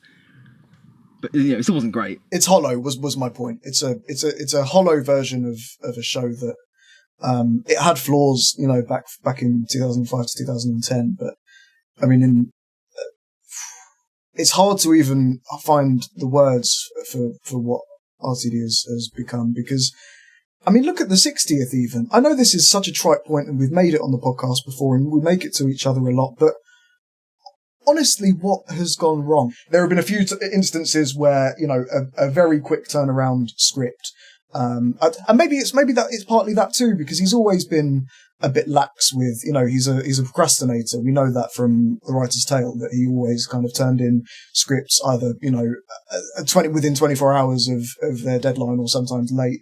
So I wonder whether it's a case of he's just quickly kind of bam, bam, bam, quick fire turned around these scripts, and he's autopiloted it, because he thinks that, he understands Doctor Who, he understands who the Doctor can be, and as a result, it's kind of, we've come out with this everyman companion who is no one, and this Doctor Who is like a shell of all of these previous ideas that Doctor Who has had and expanded on in interesting ways with good writers and actors. Autopilot is certainly how 15 and Belinda feel, like especially Belinda, and the whole concept of her is so thin, and this whole story arc with her has been so thin on the ground. It does feel like it was come up with in a bam bam bam sort of session. And the contrast with the 60th to me feels like, whereas the 60th with Ten and Donna kind of getting brought back after X amount of years, that feels like a characters and a concept that's been sitting with RTD for a long time, kind of been, I guess, close to RTD for a very long time. Whereas everything after the 60th, everything in this new era, this uncharted era of Doctor Who, has been made up on the fly in a very hectic fashion. It's like, now that we've dispatched the long-seated, kind of long-held, kind of long fleshed out, built up, real warm, kind of empathetic, thought through stuff with Ten and Donna, now that that's done, now we're just winging it now, because there's no basis. Now that's why we keep going back to the well and bringing back like Sutek and the Rani, and just like pillaging the past for anything, for any kind of shallow hype we can dredge up, because we don't actually have, like, there hasn't been an investment in coming up with good new stuff, and that's what it feels like. It feels like it's really running on fumes. And like, it's just such a, maybe it's rushedness, maybe it's just like a lack of will, a lack of interest, just like, oh, I'll just do this for a while just to keep it running. Maybe that was the idea at some point. With the whole I'm needed because they're going to a streamer and they need a strong voice. Maybe part of it was like, well, as long as I'm here, it doesn't matter that much what we do, as long as the show is existing in some form. And maybe that is why it has felt so hollow and lazy in so many ways. But I don't know. I mean, this whole thing about it potentially continuing for 2 more seasons, it feels impossible. Like, how the fuck is it sustainable in this state? Like, where's it going to come from? Well, one of the things I wanted to talk about is the... I suppose we'll save the Rani for last, because it happens last. One of the things I want to talk about is Murray Gold, and the fact that RTD, Juno, and Murray all wrote songs for this episode. I want to go on record as saying Duggadoo I think is fantastic. I think that's a great little... I really chuckled at that, and it has been in my head a bit. But as for all the other songs, including, unfortunately, that last, the song that Cora sings for Hellia that is supposed to kind of evoke the same feeling that, for example, the Ood Sphere song in Planet of the Ood did, that kind of fell flat for me. I can't even, in fact, bring it to mind. So that's a real failing of Murray. But yeah, my problem actually is with his continually failed attempts at creating pop music. He's so bad at it. Awful. And Russell and Juno are so bad at lyrics. It's just like, it's astonishing. The weird thing is there are actually a couple of good like pop songs he did in the first run. So it's this narrative of decay. I don't know. It's like, there's always a twist at the end, I think, is if I were in Guantanamo Bay, or if I was being tortured by the Doctor in some George Bush-esque scenario, that's the track you could use to torture me. There was another really bad song last year, I swear to God. Was there another song? I mean, there was the Goblin song. What did you think about that? Did you think that was as bad? I didn't think it's quite as bad as Twist at the end. I liked the Goblin song. I liked the music and I liked the singer. I thought the lyrics were very clearly not from a lyricist. Yeah. But I think it was kind of fine for that one.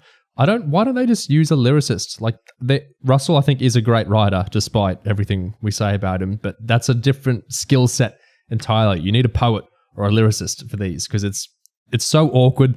The way they use enjambment and the way they try and jam the syllables in, it's just they clearly just don't know what they're doing. And it's a mindset, I think. There's this mindset, I think, and it extends to the songs in this episode, where it's like, well, it doesn't matter if it's crap and silly. The silliness is somehow like a good thing. Hey, isn't Doctor Who silly? We love this. Let's make it silly. It's camp. It's Eurovision. It's camp. Yeah, it won't be so camp if we write the most crappiest, most ridiculous lyrics for this. Oh, my big feet. Oh, it's so mad. It's a mad lyric. Marvellous. Yeah, I think RTD was banging on in one of the behind the scenes, I think maybe Unleashed, about how mad My Big Feet is. You know, such a mad lyric that he's been listening to it on repeat. So I think that kind of informs the songwriting in play also being really like frivolous and not having like a high standard applied to it.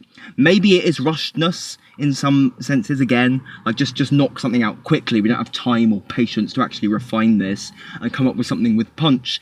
And also the structure of this episode kind of partially informs it as well, because the little fragments of these pop songs that we hear, we barely hear them at all, right? We hear them for like 2 seconds. There's no the only actual full-on musical number in this episode is Cora song at the very end. Like My Big Feet, you hear it for like 2 seconds. And I guess maybe also My Big Feet is meant to contrast the actual sincere song that she performs. I think that's right. At the end of the show. And yeah, I get that. Even then, you would think that the contrasting song would still have some like pop punch to it if it's meant to be kind of taking the piss out of actual pop songs, like not just this weird like hollow shell of something.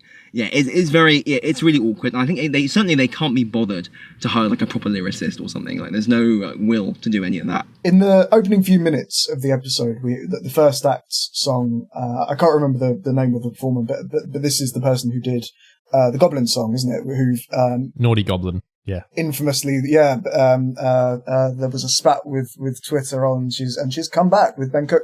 So that song, I Love You But My Heart Says No, that was okay. I mean, I kind of went into it thinking, oh, good. I mean, listen, they're doing... It was the best one, yeah. It's not fantastic, but maybe it is camp. Maybe it is Eurovision camp, and they're going to continually do songs, and songs are going to play throughout the episode, even during the big action and that's not really... Well, it's not at all what happened, which is really unfortunate. No, it gets cut off.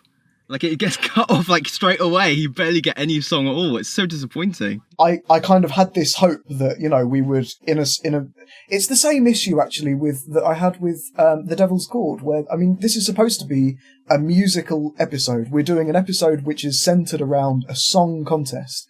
So surely you would want playing in the background, and you do, in fairness, you do get that with Dugadoo, which is part of the reason that I like that, because it's just cute, it's quirky, and it plays in the background of a scene that's supposed to be big and dramatic. And I think that's how the Eurovision songs, the Interstellar Song Contest songs, should have been played throughout the episode.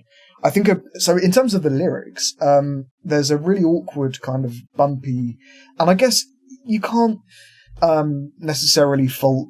I think it was probably RTD. It rings with RTD who wrote these ones. You can't necessarily fault him for assuming that maybe whoever performed them was going to be singing in an English accent.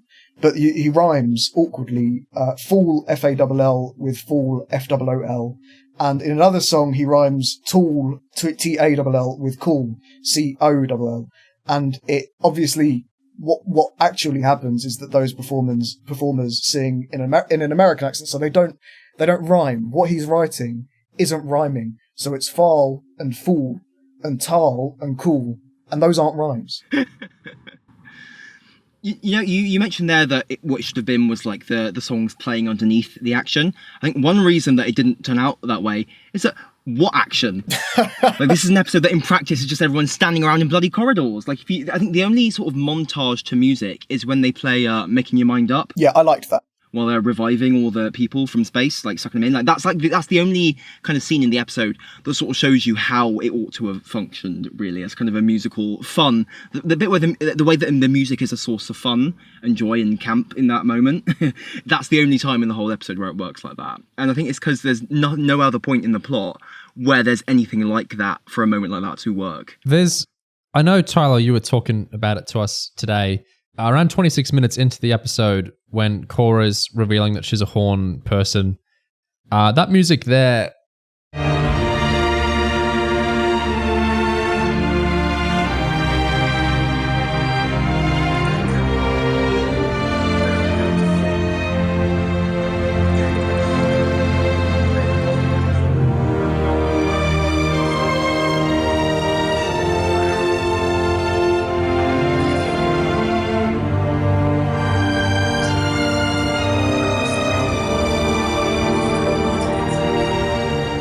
Well, so I said really vaguely because I couldn't quite... when you just get these... Neo, you talk about these quite a lot on the podcast because you listen quite intently to Murray's music, where you get these kind of... this like inclination in your brain where something's sparking and you think, oh, that reminds me of something Murray did before in, I don't know, season 3 or whatever. Well, in this instance, it was something that reminded me kind of vaguely of what I said sounded like maybe towards the end of Matt Smith's run, the type of music that he was making then, maybe the kind of long, kind of melodic, melancholic strings and piano stuff that he did towards the end of Matt's run. But I didn't quite place it, and I think Gig maybe possibly reminded you of. He didn't scratch the itch, so I'm not certain. But he maybe found what I was referring to, which is a track from season 5, which was what was that track? A Lonely Decision, yeah.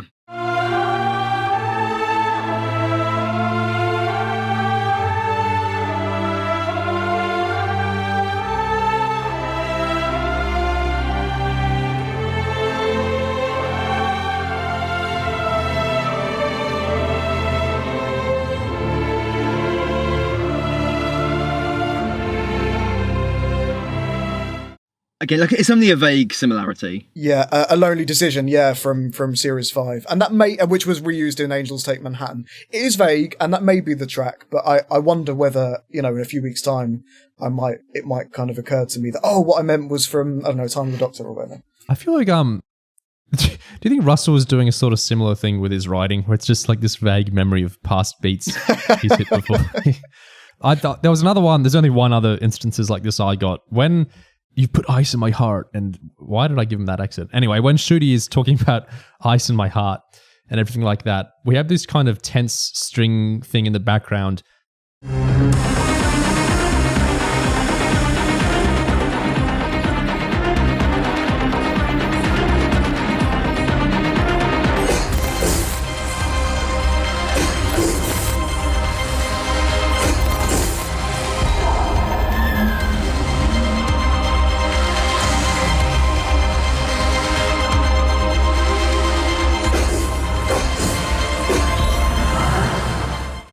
And it reminded me a lot of the start of A Good Man, 12's theme.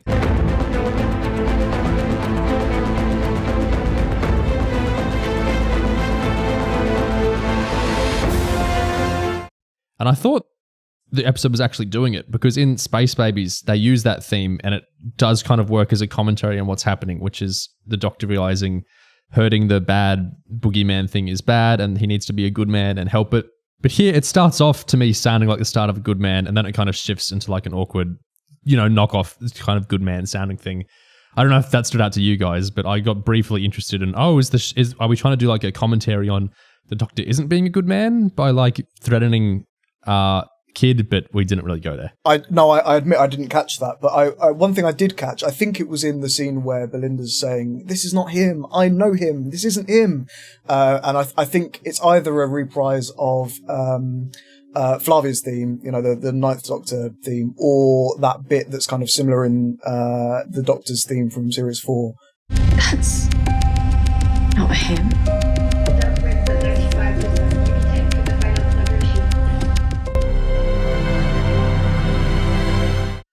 So I think there's a little hint of, that Murray's favourite Doctor theme in there. The music in general, the soundtrack does feel a bit like it's going in circles. It doesn't feel like there's been any standout, really good song, like specific to this season, like a piece of music that you can actually say, like it belongs alongside all the recognisable, memorable, like really effective Murray Gold tunes. I mean, would you say there's one? There was a bit of new music at the end of the episode. I actually thought, hey, there's some life in the old dog yet. What did you guys think of the Ranis bit of music?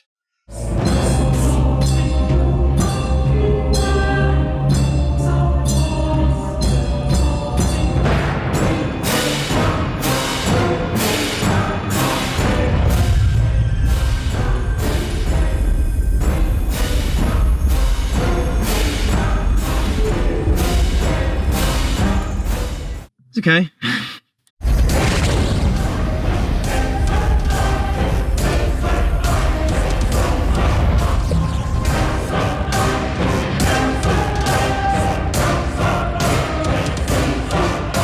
What do you think, Tyler?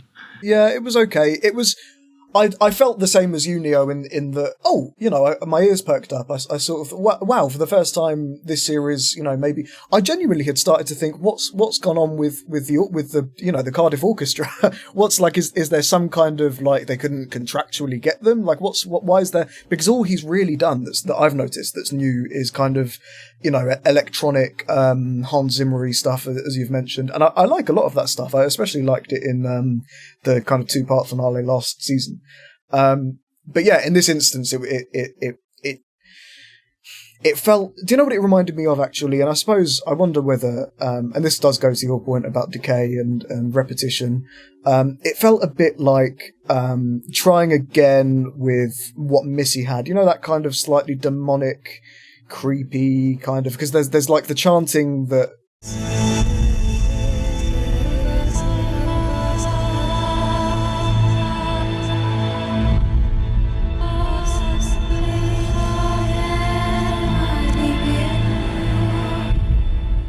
has kind of echoes of Legend of Ruby Sunday stuff, and there's that kind of that the orchestra stuff is good. Will I ever come back to it really in the way that I come back to actually everything Murray did during his first run on the show, and in fact that I'll go back to this, season 1 2024? No, I don't think I will. I don't think there's anything from season 2 that makes me want actively for an album to come out of this stuff, because it really call it superlative, but it is heartbreaking to me that somebody whose music I've adored and spoken about at length on this podcast so many times is sort of phoning it in, failing to provide, honing it in, in the same way that RTD is, and it's sad to me, because last season one of the key kind of factors that sustained my interest is that for all of its faults, there's at least still some really beautiful, characterful, because that's what Murray's always been best at, music coming out of Doctor Who that I can come back and I can associate that with everything that happened with Ruby Sunday over the course of the show, and how much I liked Millie Gibson's performance, and her rolling down the hill in Boom, and all of these things that it will evoke in my mind when I go back to listen to Ruby's theme, as I will many times. But in this season, no, I've had none of that, and I can't say that. I mean, maybe we'll see over these next 2 episodes, but I can't say that the Ranis theme is special enough for me to associate it with anything positive or come back to it in any meaningful way. Yeah, I don't know. It's 2024. I think 2 episodes with fantastic music and lots of it, Yards and Bubble, and then a couple of episodes where the music was pretty good and pretty interesting, like Boom and Space Babies. But this whole year has been mid. It's been a lot of repeated music, and the new music we're getting is just, like you're saying, it's a lot of very kind of nothingy electronic stuff, or it's just small variations on existing things like 15's theme. I have no idea what's going on. This isn't normal. Normally you're counting on Murray to be like the David Tennant who's like, okay, this is a bit of shit, let's liven it up. And Murray often, like we've laughed about with Lux, often goes very ostentatious in trying to bring something to the episode. I don't know. This year, it's been less. Yeah, it feels a bit like the show in general was sort of like a used up, like chewed up sort of rag or something. like all the energy's been worn out. It's like a shriveled little bit of tissue paper. There's very little left in this show now for me to vibe with. Does that make sense? Do you feel the same? Yeah. Mm-hmm. What do you think of Carol Ann Ford's re-emergence? Yeah, I thought it was strangely anticlimactic how Susan was deployed here. Did either of you feel like that? I just feel like as much as it's being talked up as like, oh, how unexpected, what a subversion to drop Susan an episode early in such an unexpected story and location. It just felt to me like to have like no weight or fanfare to it at all. It felt so fucking random. Like it just really, really, really strange. Not the grand return for Susan that you necessarily envision. Do you remember that much maligned quote of Russell T Davis when he's talking about you just hope it'll generate content? I'm not I have wanted the show to bring Susan back like forever because I like Susan a lot, like 1960s Susan. I think she gets a worse rap than she merits. I mean, specifically the character. Everyone likes Carol Ann Ford, but I don't think the character's as terrible as a lot of people say either. Anyway, I love Captain Jack, and something that annoyed me with how Chris Chibnall brought him back in Series 12 was he kind of had two returns of Captain Jack. He came back in Fugitive of the Dune in the middle of Series 12, and it was like, wow, Barrowman's back. Oh, this is amazing, blah, blah, blah. Lots of content and press about it. But he also delayed it because Jack doesn't interact with the Doctor, which is, of course, what you actually want. And Jack isn't really in the episode much, which is kind of the idea of, bringing a big person back like that. And then that staved off until Revolution of the Daleks, which then gets its own big press run of, hey, look, it's an actual episode with Jack again, and Jack's talking to the Doctor, and they do all this together. And I think in doing that, he kind of made both Captain Jack returns smaller and worse, because like the Fugitive one, he's back, and it's in a really lame way. He's just in this terribly lit set, and he only really interacts with the awkward companions there. And then Revolution, he's back, but it's also like, well, we already came back. So it's like, it's a bit less, and I really don't like that. And I think part of the idea there, could be totally wrong, it could be shooting schedule stuff, who knows, but I think part of the idea was, let's stretch this. This is a big return casting stunt. Can we stretch it into 2 like press runs? And I don't know if that's the idea here at all, but bringing Carol Ann Ford back to interact with no one is weird and very anticlimactic. And our big leak discussion for the Robot Revolution podcast, that's not even one we had. We thought Susan was coming back later. And so I was taken aback at Susan being back in this episode, but she's just there in the TARDIS, and it's like, oh, she's back, but she's not really, is she? Because she's not interacting with anyone. There's no humanity to any of that. Hopefully next episode we'll have some of it, or the finale. So I was disappointed because I don't really feel like she's back at all. If she's going to be back interacting with characters next episode, then I'll feel like she's back. So much of what RTD does these days rides on that kind of fan-brained thing of... I admit that seeing Carol Ann Ford, like you say, because it was completely unexpected, even having read the leaks, was my instant reaction was it was kind of it slightly took my breath away. It slightly took me aback. Yeah. And because of the prestige that she holds for this franchise that I kind of have always held dear, although less so these days, and because of, she's this, it's similar to William Russell. It's similar to William Russell, because even though that scene I didn't, enjoy, I didn't like, I don't really like that it even happened at all. It's still a wow moment. Admittedly, it was, to see him was a bit of it did take my breath away. It was a bit of so for RTD to kind of ride on that sensation as if that's enough for this to be a moment of kind of elation as a Doctor Who fan. It just is so hollow. I mean, we've used this word so many times because it encapsulates everything he's doing with Doctor Who at the moment. It is hollow. It's like a shell of an idea, just kind of throwing things at you for what reason?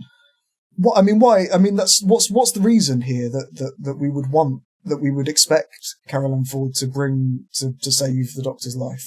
I think he spoke about it a little bit in Unleashed. I think he said, I wanted somebody somebody significant to the Doctor to we were talking about Juno. Who could the Doctor have to bring him back to life? I think it's a strange instinct, isn't it? The idea that the Doctor would need...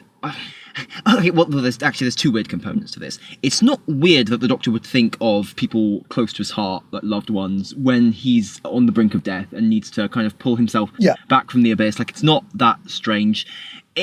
What's weird is that later on, the way they kind of frame it is that he's talking to Belinda and he says, like, I got this image.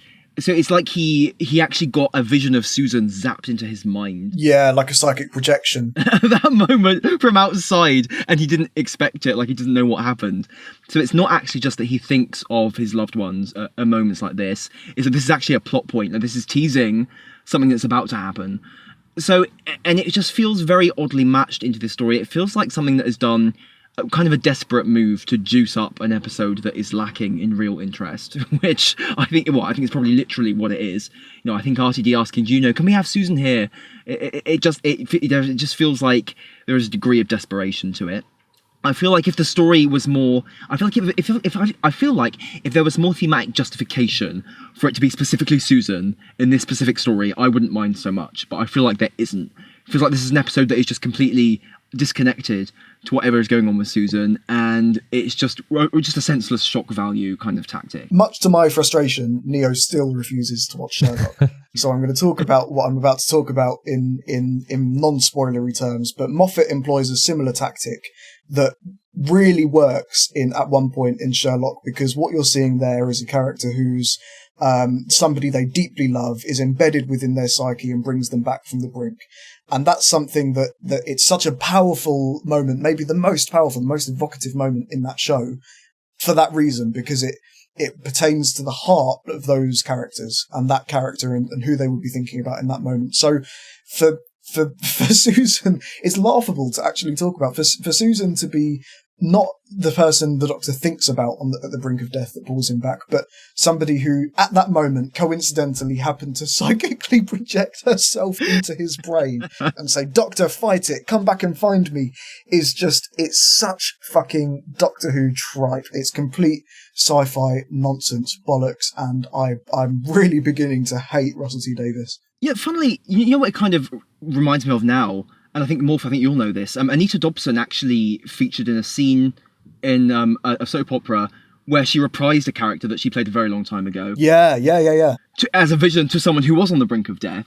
And it was quite poignant. It was beautiful. And it was that kind of thing. And even if you didn't actually recognise who this character was, even if you hadn't been watching the show or knew the mythology that much, like, you can still see like the emotional importance, like this very close, like, dear family member, like departed family member, kind of appearing to someone and kind of pulling them back from the edge of death.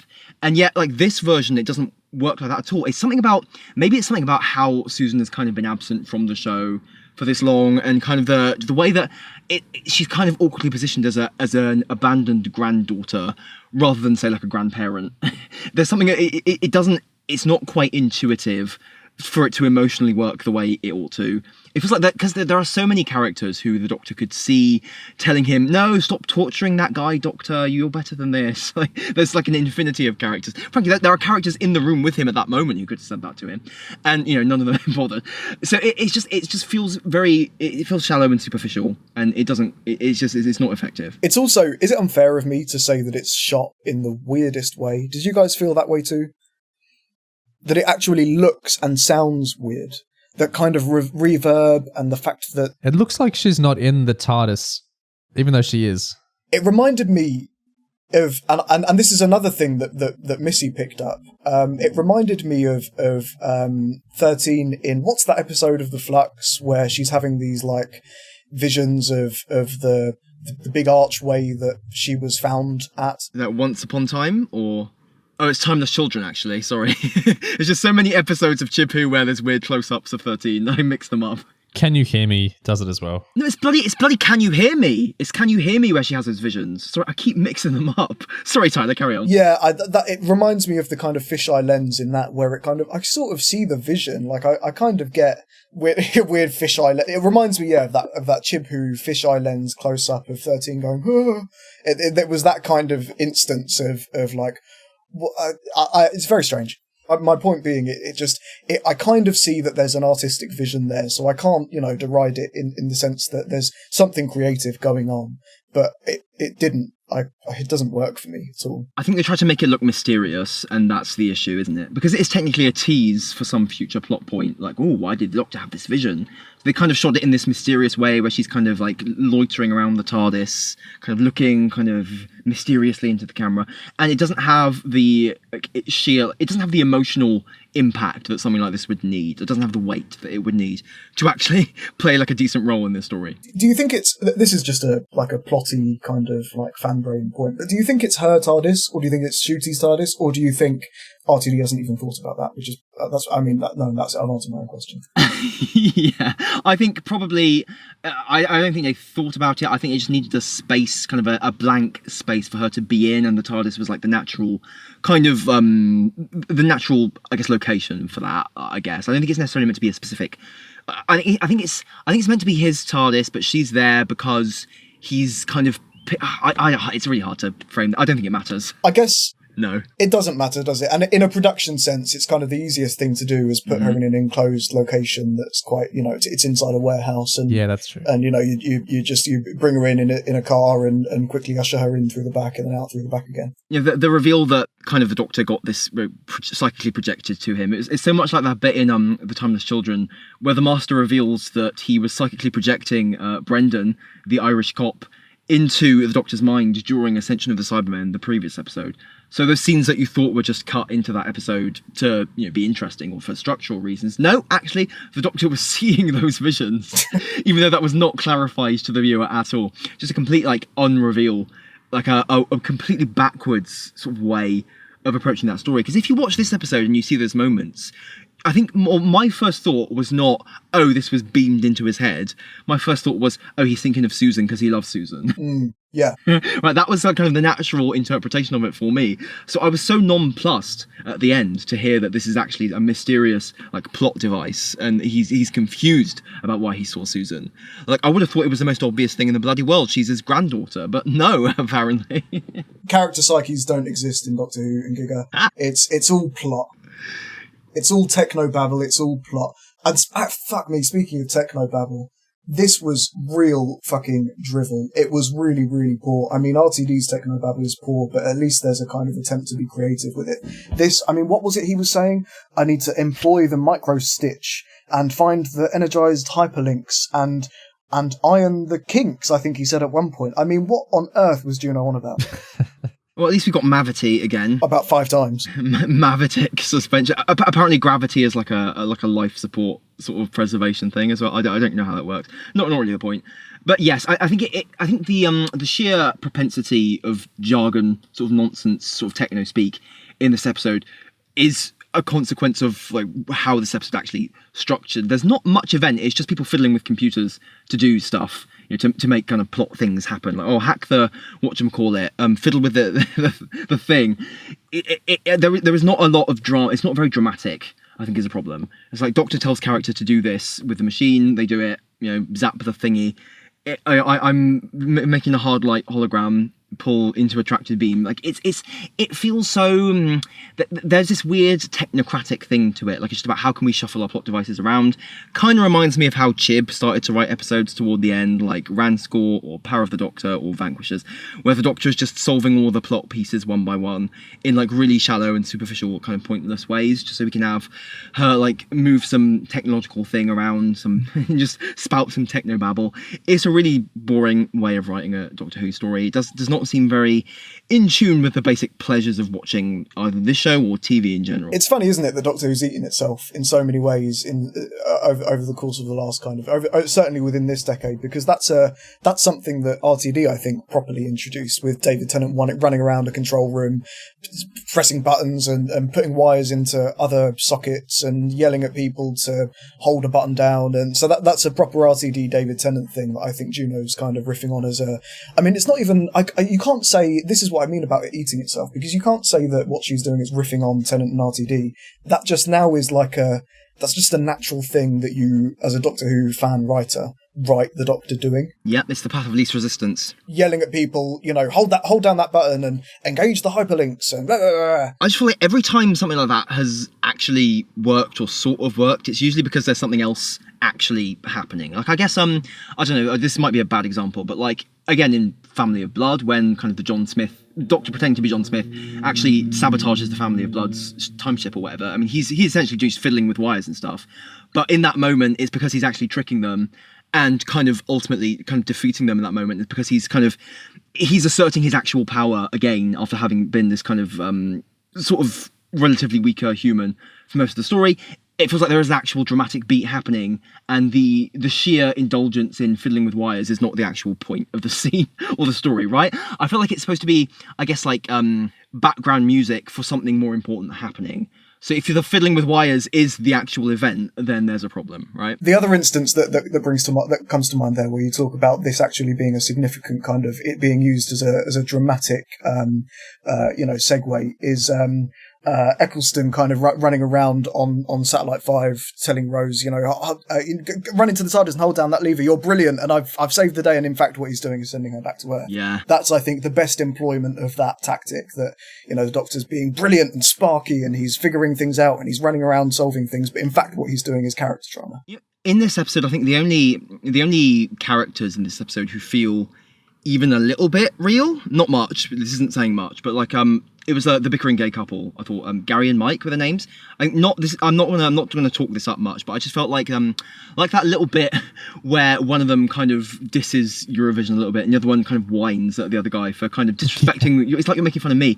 As much as that feels like almost like authorial insert kind of whining, like a self-insert, like, oh, I need to protest against all these people who don't respect my like camp queer hobbies and stuff. That is at least a real emotion, right? That's at least drawn from reality and genuine, like, sincere feeling. So it feels like those characters were like the nugget of like people who I guess the script actually cares about a little bit, like more than the Doctor and Belinda, to be honest. Like kind of give, and they get to be there in the Rani reveal scene and have a bit of like comic relief there. They kind of it just feels like they're the only sort of spine through the episode that has any sort of like nuance like afforded to them at all. Yeah, I fully agree. I like Mike and Gary. I actually felt quite endeared to them throughout. I really like those two actors. They were great performances. I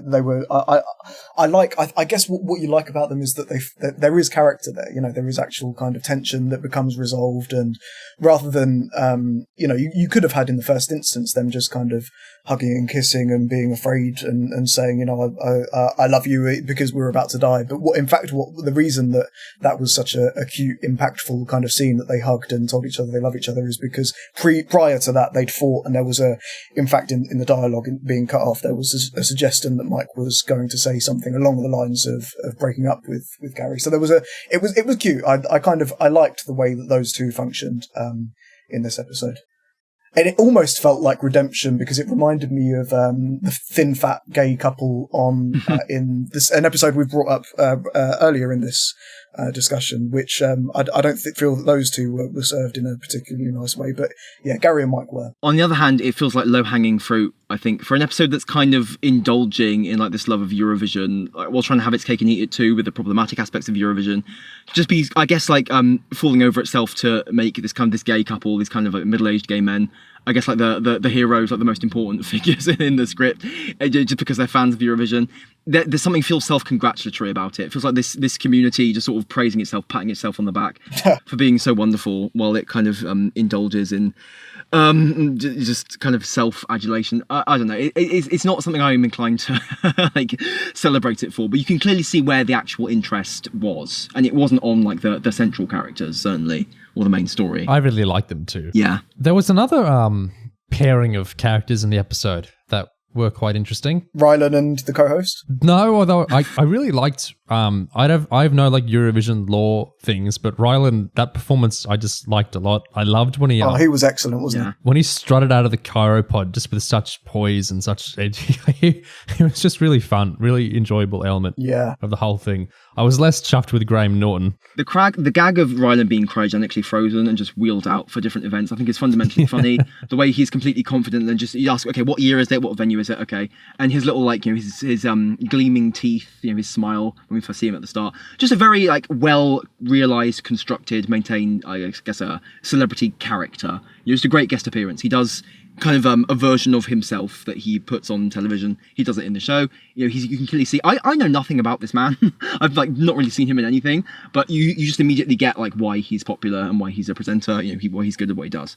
Yeah, and he clearly loves the show. Neil, I'm surprised to hear you say that you were disappointed with Graham Norton's, because I really liked Graham in both instances in which he appeared. I thought he really sold in the first instance that kind of we're really over egging the camp thing, but it was, that's the point of him being there, and I think he sold it quite nicely because that's kind of what he does. And then in that last instance, right at the end, I think he sold the kind of silly kind of RTD gravity. That it felt very similar in that way to Turn Left.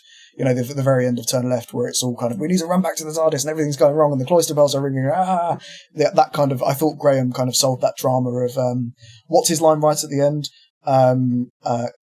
Cause unknown.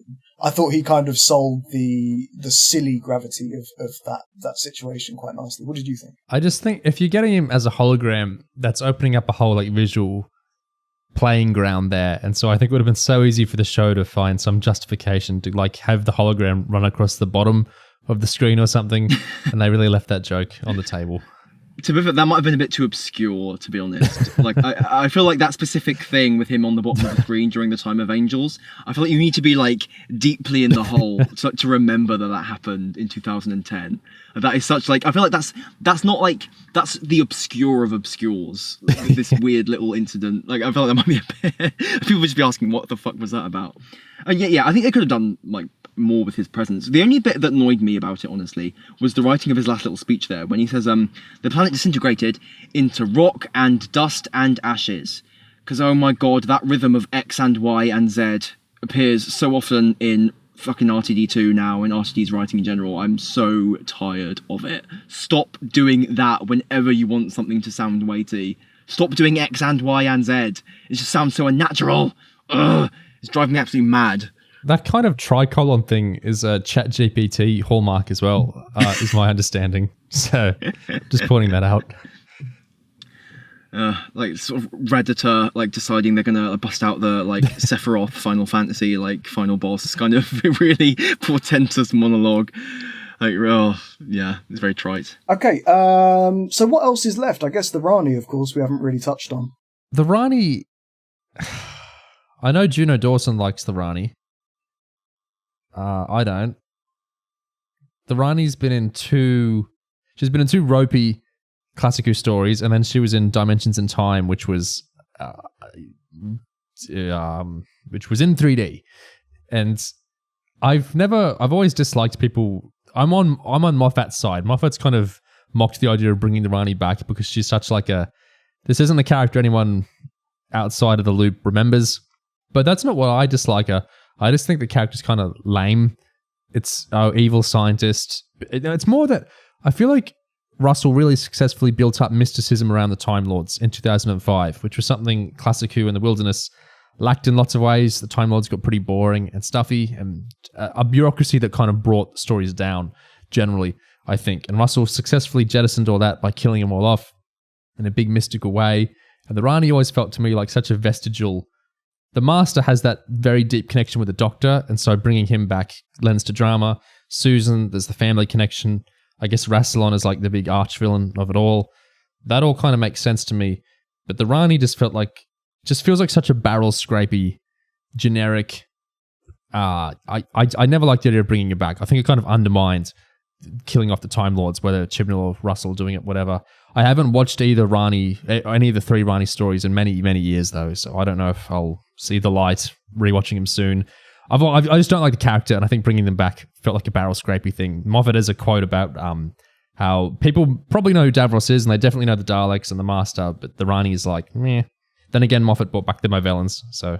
I think even when she was introduced in Classic Who, there is a certain element of barrel scraping to it, because the idea of, well, we need another Time Lord who is a recurring antagonist of the Doctor. She's just a knockoff Master.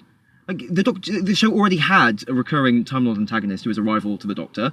It already had that, but I guess because the Master, the character, maybe fell off, during kind of his tenure as like Anthony Ainley or whatever, they're like, oh, we need another one. Let's do another one. It's just a slightly modified version of essentially the same idea.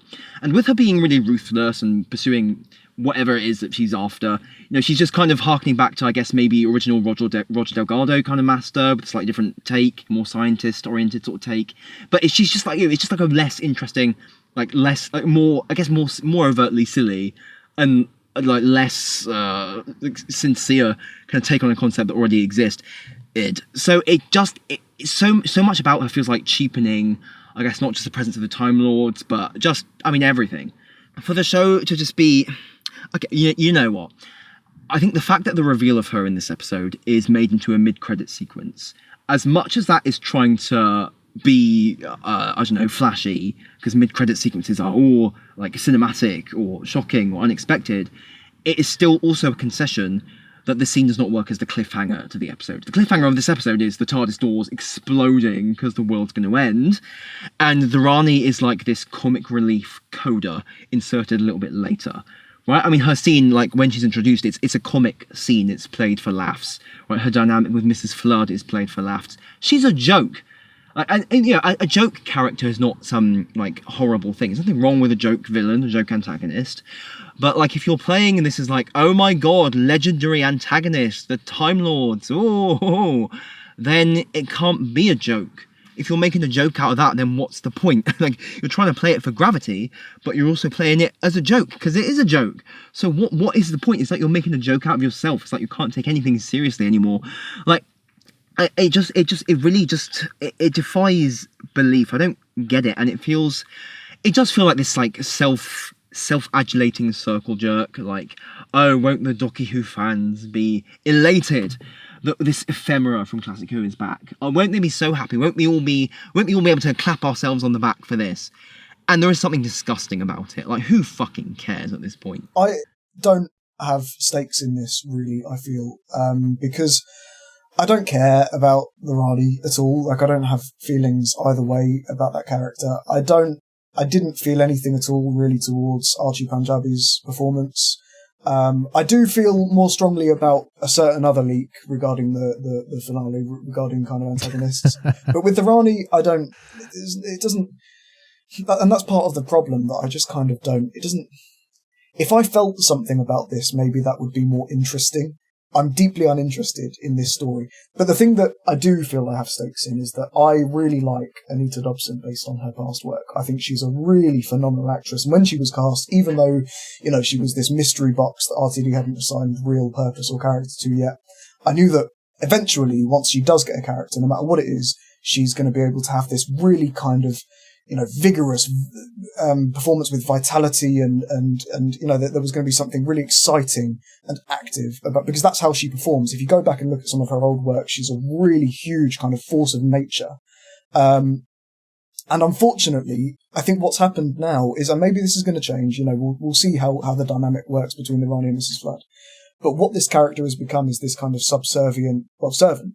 So the point of her now is just kind of going to be to kind of go, yes, ma'am, and to have little jabs poked at her by the main Rani, while she's a Rani and she's the lesser, inferior kind of version, which is, I guess, an interesting dynamic, but it's such a waste of really what is a phenomenal talent who's been kind of wasted her whole career, because she's not, since EastEnders, she's not had, which was a long time ago that she was in that, she's not really had serious dramatic work.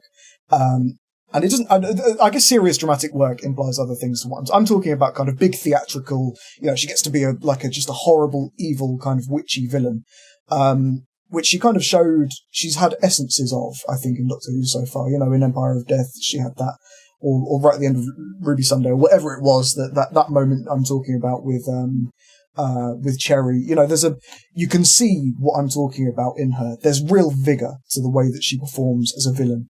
And the fact that it doesn't look like she's going to get to do that after all this time is quite upsetting. Yeah, like, who the hell asked for this? Like, who wanted this? Who wanted the reveal of Mrs. Flood to be that she's now no longer a character? Like, I get the instinct of needing the Rani to have kind of a lackey to verbally abuse, and the joke of having that lackey be her previous incarnation. Like, I get the idea of that, the appeal of that idea. It's kind of novel. But again, to the fact that you don't actually get to have Mrs. Flood Rani, you know, Anita Dobson Rani, have any real, like, time to exist at all before diffusing her and putting her in, like, the little, like, sort of, I don't know, punch bag, kind of meek little box. It just feels like a really, like, baffling decision. I mean, again, we'll see. It's not that you can't do a good performance, or like an interesting, funny comic performance as, like, the lackey. You know, it could be completely the opposite. But again, it does feel like a just completely strange, made up on the fly, really a mixed bag of intentions and planning. So yeah, it does feel disappointing in several ways. My one kind of saving grace with this character, Mrs. Flood, who I've not cared about remotely up to this point, is that I know two things. That one, that Anita Dobson is fantastic and capable of doing this type of performance that I'm expecting of her, and two, that Russell T Davies can write a big silly panto villain. And the fact that it looks as though she's not going to get to do that is really frustrating, because it's just squandered all my potential interest in this character that has not it's not come to fruition at any point yet, and it looks like it's not going to. Yeah, and like new Rani, like her approach seems to be not so much big silly panto villain as more like sort of I don't know, brusque sort of I don't know what the word is, like a bit more like Kate Mara was. Curt. Yeah, to be honest, yes, actually that's exactly it. So that also feels like maybe not, I don't know if it's playing to RTD's strengths at all. It just doesn't feel like we get the big burst of like fun that we would necessarily have wanted. I think it's sort of like underplayed, sort of like, shut up. Yeah. That sort of style of humour. Yeah, I don't know. Yeah. But again, I don't actually care. I don't have any hopes for this finale either way. Like, I'm not thinking it's going to be good in any circumstances. In fact, Gig, we know that there is worse to come.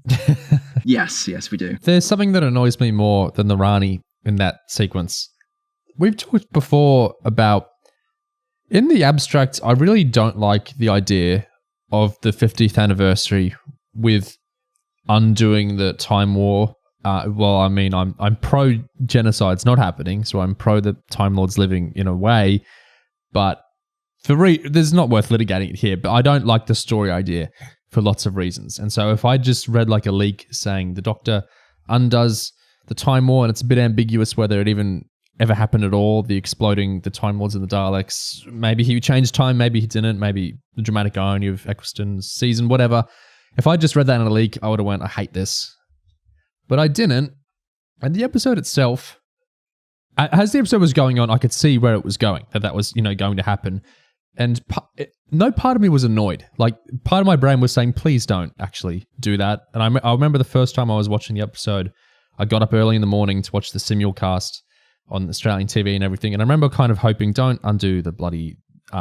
it's such a foundational thing of the Revived series. And it's one of the few things the show's done to really move the character into a new spot and to move the mythos into a new spot.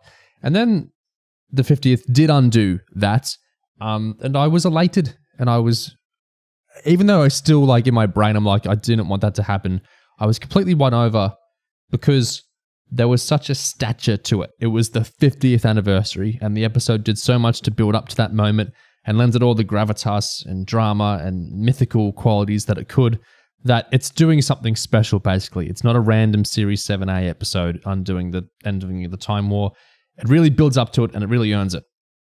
The Giggle does a similar thing with that total subversion of how regeneration works and that insane idea of keeping around the past incumbent Doctor, like, for good. That's a very crazy idea. And if you did that in a random episode, it would not... Even as it aired, the Giggle annoyed a lot of people with doing that. And I think it would have been even worse if it had been in a regular episode and treated with less mysticism and stature than it had been treated. And then this episode is kind of a random episode, and it just does the bigeneration completely as a joke. And it's just... I think that sucks. Like, I think it really is just... I don't think the scene works great in how it plays it so offhandedly, and to have it happen in front of random characters instead of the Doctor or whoever else, I think is a very inert, dramatic choice. And I just think it lessens, bigeneration's this myth, it's only meant to happen, once in a trillion years, or however the Giggle put it. That had stature to it. And just to have it randomly here, like you guys have said, it diminishes Anita Dobson's Mrs. Flood as a character. Maybe it'll change in the finale, but it looks like it diminishes her. And that felt like a big mythical, huge thing to me, the bigeneration. And so to have it just happening willy-nilly, I think is lame. Yes, it takes an idea that had some wonder and mystique attached to it and cheapens it to the point of absolute meaninglessness, because you can see very plainly that it's now just another cheap trick that RTD can throw out on the whim because it feels like it, or it's convenient, or it might juice up an otherwise empty, like dramatically empty and dead, shitty finale again. So yeah, it's sad to see it kind of play out like this. The way it's shot is so much less interesting than the Giggles version, which is ironic, given that the director insists that he consulted the Unleashed episode for the Giggle. That's so weird. Talk to the director to kind of get a sense of how to approach this, which again is also kind of weird because the director is alive. You can talk to actual people. Maybe he was worried about it leaking if he admitted anything. But yeah, they just rather than the giggle has that really delightful shot where you kind of go upside down and over the top of the Doctors as they part, and suddenly this strange new world that you're in. In this one, they just pop open, just like that, and you just step apart. And it's like, oh, hilarious, and then that's it. Like it's like nothing. It really is like nothing, and it feels generally like the increased or accelerated reduction of the show and everything in it to a shallow little joke. It's not very encouraging. Again, it enhances the sense that the Rani is a joke. This big, returning legendary villain is just another joke to pull out. And I think any sense of magic in this new R2D2 universe is rapidly running out. I was watching it with another Doctor Who fan, my partner's sister, who's a Doctor Who fan, and I was embarrassed to be watching it with her. I was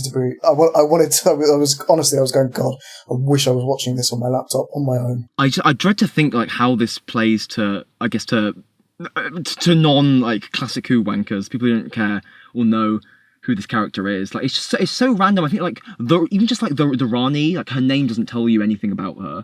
Like, unlike, say, the Master, you know?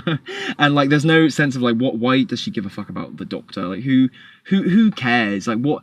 This character hasn't even done anything to establish herself as interesting or dangerous or deadly. It really is just... It's such a nothing introduction to a villain, to an antagonist, who's just been blathering on about absolute terror occasionally. It feels like any sort of spectacle here is actually dried up as well. Like, I don't know who's meant to be impressed by this. Well, I know who's meant to be, I just don't know how it's supposed to actually achieve that. Or why you would care so much about, like, pandering to a handful of classic Who wankers that you'd, like, go to the lengths of shooting this shit. Also, I'll be honest, I rolled my eyes at the Delta wave from Parting of the Ways being back. It just feels like one of those moments... I was just about to say that. It's one of those things where, like, really... Yeah, it's not that like a reference to the past is inherently bad, but when it just feels so self-indulgent, like, God, you're just doing this for the sake of it.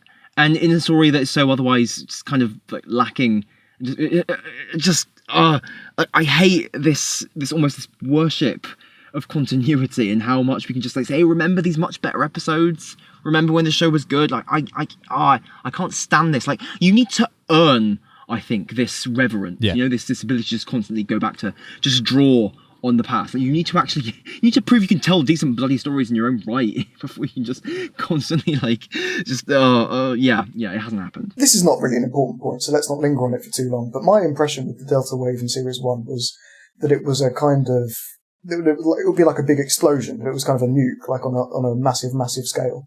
So it was quite, admittedly, I found it quite interesting that it kind of is a sonic boom, right? I mean, that's kind of what the impression that I got from this episode was. It will kind of ring in your ears until your brain fries. Is that what was? Did I just read Series 1 incorrectly? Have I got a kind of remembered thing? Did the Doctor at any point say, you know, people's heads will blow up or whatever? I don't know if it was that specific, really. I mean, just it's a wave, you know. So you think of it as like just some sort of intangible like force that just kills people, you know. I think the way they describe it in Parting the Ways is a delta wave is a wave of Van Cassadine energy. It fries your brain. Stand in the way of a delta wave and your head gets barbecued. And you know, this place can transmit a massive wave, you know, wipes out the Daleks or whatever. So I think being able to transmit that through people's TV speakers doesn't seem like it entirely makes sense. But I mean, you know, it's just a plot device at the end of the day. Again, it's sort of like taking something that kind of in its introduction had this sort of scary power to it and just sort of making it like generic. You can die from your telly. I don't know. It's not quite as seismic, I would say. I thought when they were going to reveal that Cora was one of the Hellions, I thought they were going to reveal that her wig was hiding the horns, because her wig seemed so like ostentatiously positioned. I was like, oh, there's going to be horns under there, right? So I was quite surprised when it turns out she cut them off. Visually, I found this episode really interesting, really engaging. I think am I right in saying that I haven't watched any of the behind the scenes stuff? I'm just picking up bits in writing. Am I right in saying that it's the most expensive episode of Doctor Who? Is that correct? Is that something that's been said? I know they've spoken about having spent a lot of money on it. Oh yeah, something like Juno Dawson's episode is the most expensive ever. It's on let me just find the source for that. I think Juno Dawson was speaking at Attitude 101. She said it's the most ridiculous episode they've ever done and the most expensive. So that's kind of, how it went. It does show, and I have to, the one thing I really feel is worth pointing out in a positive light is that it does look very, very beautiful. It's visually striking in various places. Apart from, annoyingly, classically as is the case with Doctor Who, all of the fucking corridor scenes. Yeah, I think the script kind of gets siloed into that like corridor zone, and the corridors aren't. There's not really much interesting going on in there, is there? They're just a Doctor Who sci-fi spaceship corridor. Yeah. Oh, it's a museum. I love any episode where you see lots of different sorts of aliens. It just always hits right. It's one of the reasons I love Rings of Akaton so much. And I know in the behind the scenes they talk about we'd have a bunch in masks, but then we'd have a bunch in prosthetics, so it doesn't look like we're just doing masks. And then there would just be lots of, I know so much of it is just digital duplication or whatever, but it actually felt like Eurovision big concert thing, and that the crowds looked really, really big. And there's that amazing shot when they all get jettisoned into space, and we have this big extreme wide, and it's just really kind of beautiful seeing and chilling, seeing all the bodies fling out into space to get frozen that way. Yeah, I mean, was it worth it all, the Disney Plus injection, to get, the extra spectacle we get? But it was pretty spectacly, so how spectacular is that? Marvellous. Speaking of visuals, the freedom-fighting terrorist honey people literally having horns. I think it's there's a deliberate sort of reductiveness to it. So we'll make them look like devils because everyone sees them as devils. And I think the choice to work in like the most deliberately kind of simplistic imagery like you can, I mean, that feels intentional to me, not just like a carelessness. That feels like an actual stylistic choice. Like this is like how allegorical and like back to basic can we possibly make this? Okay, so we're going to literally make the most simplest, like obvious sort of idea of. I think it feels partly like a camp thing. Like, let's make this like here are the devil people, literally from hell, Hellions, literally called Hellions. Like, let's actually send up the idea of a race that has experiences prejudice to like the maximum, right? So it's kind of like a deliberate choice to go extreme with like the presentation and the ideas. So I don't have criticism of that necessarily. It's just like, I think it's just the camp and the grittiness in the episode sit very oddly together. It brings to mind for me that episode of Black Mirror where Brooker kind of does this, non-specific, unnamed, either Middle Eastern or Eastern European country being invaded by non-specific Western imperialists, and all of the Middle Eastern and or Eastern European people are kind of rats or something. That's kind of the same idea. What else? At one point, the Doctor refers to Belinda. No, he refers to himself as Belinda's protector. Yeah, I think that's kind of, he's been going on this whole time about, I promised to get you home, I do this and that. And I think in places it feels, I think they want to reach this idea like a really deep bond with the Doctor and Belinda. Duty of care. Yeah, duty of care, because that is what it's consciously evoking. And it does feel like it's operating in the shadow of much more fleshed out companion relationships. I think it's kind of the problem. It's reheating their nachos. Not a great deal to say about it, really, is there? No, you're right. Yeah, there's nothing more to add. In fact, there was actually one, like, on that note, I think there was one moment in this story with Belinda where she's like, let me find it in the transcript. She kind of says something that kind of seems to imply that she knows how dangerous the Doctor could be if someone, like, pisses him off. And what is the actual line? She says, "If he's, I've not known him long, but if he's angry, this world is going to shake." That's it. That's exactly it. I'm like, how the hell does she know that? When in any of her episodes so far has she had cause to actually like think that about the Doctor? When has he done any world-shaking things in the series so far? I mean, am I missing something? I mean, she wasn't there when he gave Conrad the lecture about how he's going to die in prison. Like, I don't know. It just feels like one of those things that a generic companion would get to say, under the assumption that she must have seen the Doctor be scary at some point. But in Belinda's case, she hasn't. Literally in the last episode, he let the bad guy who was going to kill billions of people go. Scot-free.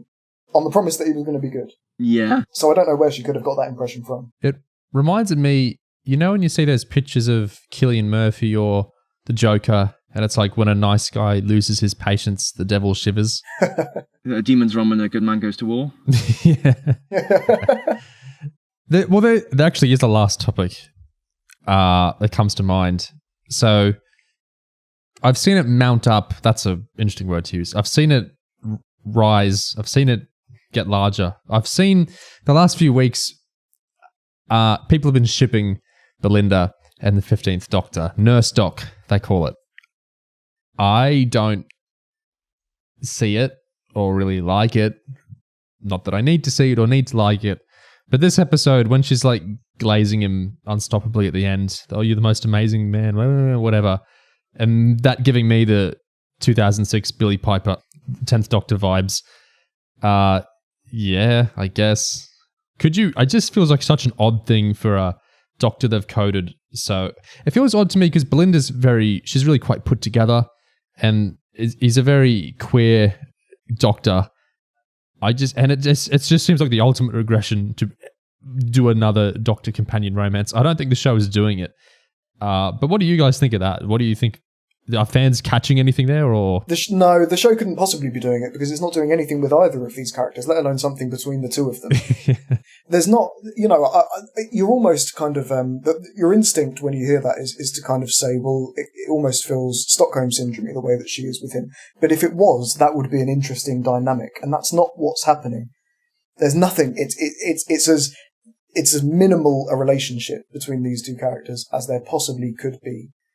I don't want to relitigate it, but the fact that, of all of the flaws of this episode, the fact that there was no tension between them at the end of this episode, going into the finale with her saying, I know I've been saying it all the way through this, this season of Doctor Who that I want to go home, but now I really want to go home because you're scary and I don't like what you did. The fact that we didn't get that is just proof of what I've just said. There is nothing going on in any interesting way as a character dynamic between 15 and Belinda. I think what fans kind of do is, because there's nothing going on, they fill it in. I think kind of it's like the path of least resistance. I think it's kind of filling a need for, I think everyone's just filling needs within themselves ultimately when they do stuff to entertain themselves. And I think like with shipping, there's kind of a filling a need for like, love, affection, like warmth. And I think it's just a lack of any like real meat on the bone with 15 and Belinda's relationship that kind of leads fans to just go the default, like, okay, they're in love. Let's have them be in love. Let's do edits of how in love they are with each other. Let's imagine them kissing and hugging and whatever. I think it's just, there's not much else to it. I think it's just, they're so... I'm not like inclined to like care or like, sort of mock like the fans here for like shipping them or whatever. Like I don't really care. It's just like, I think it's just more like a sign that there's not much to really like, go off, and this is just sort of like the most basic sort of form of like a Doctor companion thing, like fan interest you could have. Like, what if they were in love? It feels like a gendered thing, probably. That is weird given how queer coded 15 has been. But what you can hardly blame them, given that they're pushing all this stuff with 15 about how like masculine and like dark and tortured he is, and so I just it's more a sign of the show's weakness. Can I talk about an upcoming leak a little bit? Is there a way that you can signpost that, Neo? Yeah, I think we're done with the episode as a whole. So why don't we just say, let's move into leaks. We're going to leak now. The three of us men are leaking. We're going to talk leaks. Leak zone. Stop listening if you don't want to hear it. Leaks. Go ahead. To the point that you were just making, unfortunately, I think that those Nursedoc shippers are about to get some content, is what I understand. Yeah, they are. Apparently. Yeah. Which is so just absolutely absurd for various reasons, including, for me, the foremost in my brain is this Doctor is gay. This is a gay Doctor Who. This is how he's been billed to us. What? Have I missed something? What are you talking about? Well, basically, there's some sort of like rumor or leak or something that in the Wish world, whatever, this fake reality, it might be like 15 and Belinda are like sort of a married couple in that reality or something like that. Otherwise, a couple. Oh, and Captain Poppy's their kid. Yeah, I guess the idea is there a parallel? Is that is a contrast to the reality. Yeah, so it's because this is not real that something like that can happen, and this is like a reality they have to escape from, like break out of. So in a way, them being in a relationship is almost will be like a prison for them, like an expectation, like a norm imposed on them that is not true to who they actually are in real life. Okay, well that's interesting if that's how it works. So I can see it's not necessarily erasing the Doctor's sexuality, like in the way that the shippers are. But I can see, it will still be content for them because of just the images that are on screen. If this is real, of course, if any of this is true. Well, maybe it will provide finally an interesting dynamic between these two characters. Yeah, only to rip it away again when we go back to the real world. I think this is another leak thing. Any hope for Anita Dobson having a lot of room to do interesting stuff, I think is even less likely, since it sounds like both Ranis are going to be sidelined as they summon up Omega. So lots of villains means it's, yeah. It should be clawed aside by the big guest favorite. I don't know. I mean, if Omega's just going to be this blob, maybe he doesn't actually occupy the plot that much. Maybe he's just a plot device. But either way, I mean, you've got Conrad in this story. You've got Blemmin. Oh, it's going to be dog shit. I'm really interested. It might be one of the worst episodes ever made, like this finale. I'm really curious to see how it actually turns out.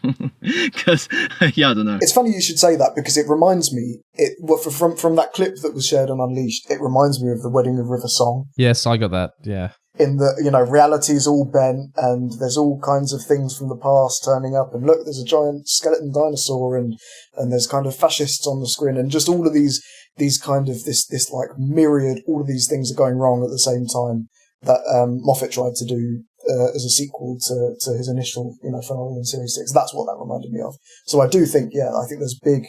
If Moffat got that so wrong, then oh my God, let's see what RTD has to do with it. The thing I'm most excited about in the reality war is...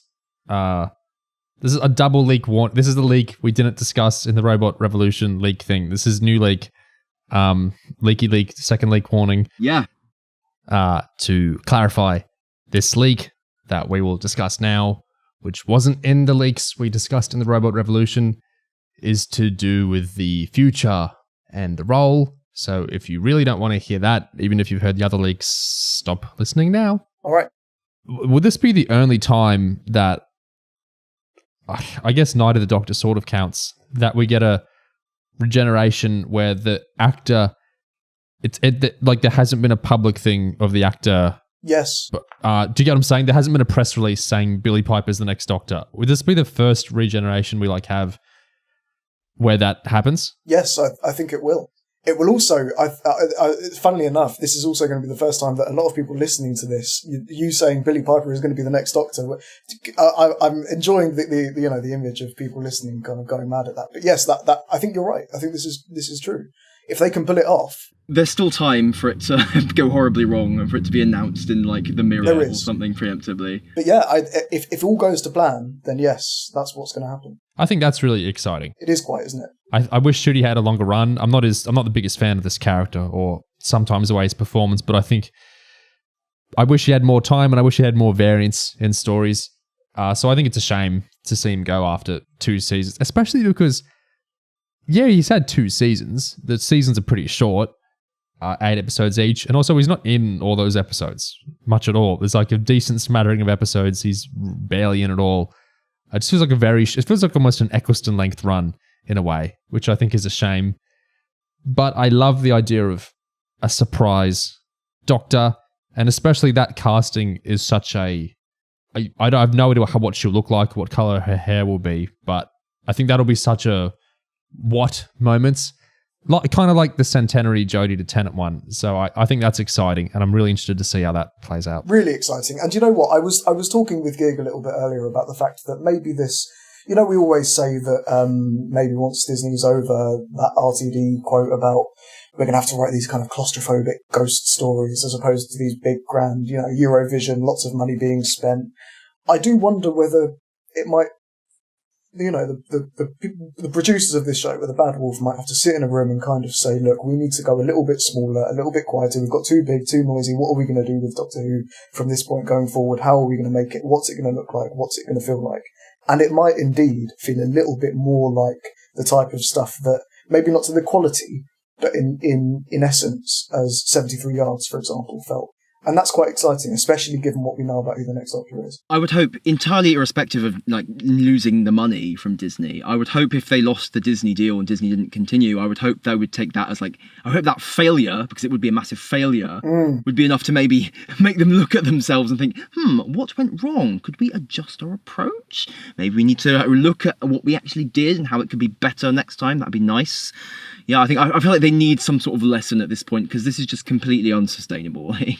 at this point. I don't want to see I don't want to see like a next Doctor, 16th Doctor era that is as weak as this one has been. I just don't want to see it. I don't want that to exist. I'm just begging for some kind of change of course, some even a fucking asteroid hits Bad Wolf Studios, just anything to change the trajectory that we are on right now. I don't think this will happen, but it's possible, particularly with Billy, that they just double down on kind of the nostalgia and just do a complete, let's do RTD1 again. But the thing is, that might be better than this. It's not what I want, and I don't think it would be especially good. But this is a very sorry state of affairs when you're debating, the hollow Disney Who versus reheating RTD1 wholesale. My hope is that there's a reassessment, and I also think Billy Piper is that is a tremendous actor. That is a really tremendous get. I hope they use her to the fullest they can, because that's one for the ages. I think she's as she showed in 2005 and as she showed in many other things, she's an astonishing actor. My dream would be, how, including me, before the 60th came out, was all this, well, it's David Tennant, but he's going to play it differently. He's such an incredible actor with such incredible range. He's going to do a totally different thing. There'll be a Scottish accent, and the interesting thing will be, and of course I was completely wrong, because you cast David Tennant to play David Tennant. That's the idea of recasting a Doctor actor as the Doctor again, is for them to do it again. I was stupid there. But casting a companion as the Doctor is different, because obviously you can't play Rose as the Doctor. It doesn't make any sense. So surely Billy will be doing something different, and she does have great range. And so I think it's, of course, there's a million ways you can describe it as regressive, and that's all completely and utterly true. I have no argument to that. But I just think at the end of the day, she's an amazing actor. It's an amazing character. Maybe magic could happen. Yeah, that's it. There was that report a few days ago from when we're recording this now on the 19th of May that was basically kind of reiterating the ghost story thing you brought up, Tyler, where if Disney don't re-up, they're going to try and keep making Doctor Who in whatever format. There was even specific stuff in there saying they won't have to make it in 4K, so that might be easier. I don't want to hope, because the idea of a smaller run of the show, which is kind of lessened on the spectacle and is, locking down with an actress who has a very stable relationship with the people behind the show right now, that sounds lovely, but I don't want to hope, because it's just as likely, I don't know, they go with another streamer and we get a whole new cocktail of issues with Amazon or whoever else. Yeah, there's all manner of things that could go wrong here, but the exciting, enticing thing is that it could go right. As you say, they might be able to breathe some life, some magic back into Doctor Who, and that's quite an exciting thought, especially when we're in such dire straits more and more with almost each passing episode, especially today. So it excites me, the thought of this. I think that reporting also mentioned it might not be back till 2027 in that case, so another gap year. I wonder if that is maybe almost necessary at this point, just to let people forget this shit exists. Yeah, just for a while, maybe give us a bit of a breathing space, I don't know. Or I think maybe we'll have specials or something. I have no idea. But yeah, I mean, it's frustrating to be back on the cycle of recruitment year, kind of alienate everyone year, gap year that we've been on for nearly a decade now. But I'm not so in love with the show at this point that I need it to be on every year of my life. I suspect there'll be, confidently enough that I'm going on record to say it, that I suspect there'll be a Christmas special next year. I think RTD's got the same instinct for that kind of thing as Moffat had, that the show needs to be on at some point, even if it's just once. And the best occasion to do that is a Christmas special. So I do think there will be one next year. Yeah, that'd be nice if it was good. Maybe get Moffat back again. It's so self-evident, but my dream would be, this is ridiculous because it's probably most people's listening's dream. We have a new showrunner who isn't Russell T Davies, Chris Chibnall, Stephen Moffat, Pete McTighe, and the new showrunner has a lot of new writers. They have some old stuff with them, but they have a lot of new writers with them, and the show starts doing new things it hasn't done before, and the show airs fairly consistently, and it does new things, and it's inspiring and influencing other people, and it just rolls on and it rolls on, continuing to go to new places and recruit new people. That would be my dream. But in this reality we're in right now, It does feel like the maybe I don't know if it's TV or like the media world or just the world, but it feels like things are contracting. It does feel like this expansive future where we have new people who are able and capable of taking on the show forever and ever. It does feel like it's getting further and further out of reach the more like old personnel come back. Like the sheer length of time we've gone without actual new blood, like in like other leadership of the show, it's really, really freaky. So the longer we go, the more I wonder, will this ever happen? Like, is this actual future with like a new voice, new talent? Will it ever happen? Will the show actually make it that long? I just don't know. Will we just be on a returning carousel, rotating old writers like forever? How long can this last? That's so interesting, Gig. That's such an interesting point, that we're in this era of protectivism, and so is Doctor Who. Doctor Who is in this era of it's contracting, it's small state Doctor Who, back in the broadcaster's hands. The revived series is so old now that like the things that Russell is doing isn't just like part of this era. It's part of this is what Doctor Who is now. Like we're kind of eclipsing Classic Who in the wilderness, and this is kind of a majority kind of share of the show in some ways now. So the idea of returning to when in danger, break glass and get something from the Tennant era back, whether it's David Tennant or Billy Piper, I think that's bad for so many reasons. As brilliant as those two are as actors, it's just so inherently Classic Who did a bunch of stupid stuff, especially in the continuity obsessed years, but it wasn't like this is a step further, the casting thing. But I wonder if I'm overthinking it there, really, because if you have a great actor in the role, the issue is more whether the stories they're getting are novel. Maybe, I suppose. And I guess that's my bigger worry, is that I love Billy, but if we're going to get 2 seasons similar to season 1 and season 2, just cheaper, that's not exciting to me.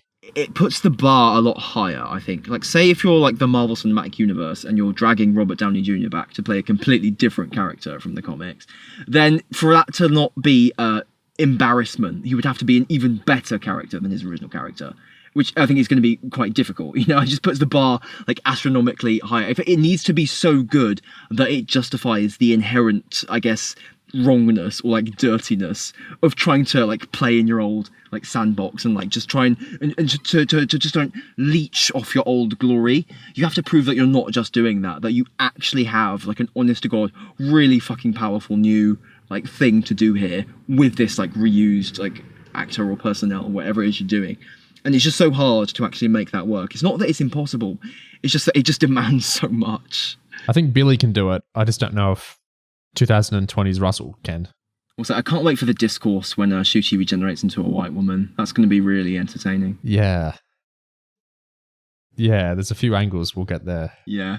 Well, if it goes back to, I think, I'm not going to characterize this as original sin. That's so pretentious. When Ncuti was cast, we did a podcast on it, and I know you and I, Gig, were like less excited than a lot of people, because much as I like a lot of what Ncuti does and his casting, it's a weird step after Jodie to go. I guess it's exactly what you're saying with going back to Billy. It's that there's this interaction between what's the ethnicity of the Doctor actor and what's the gender of the Doctor actor, and this kind of idea of a telos of like where are we taking the role to in the progression of how we're doing that.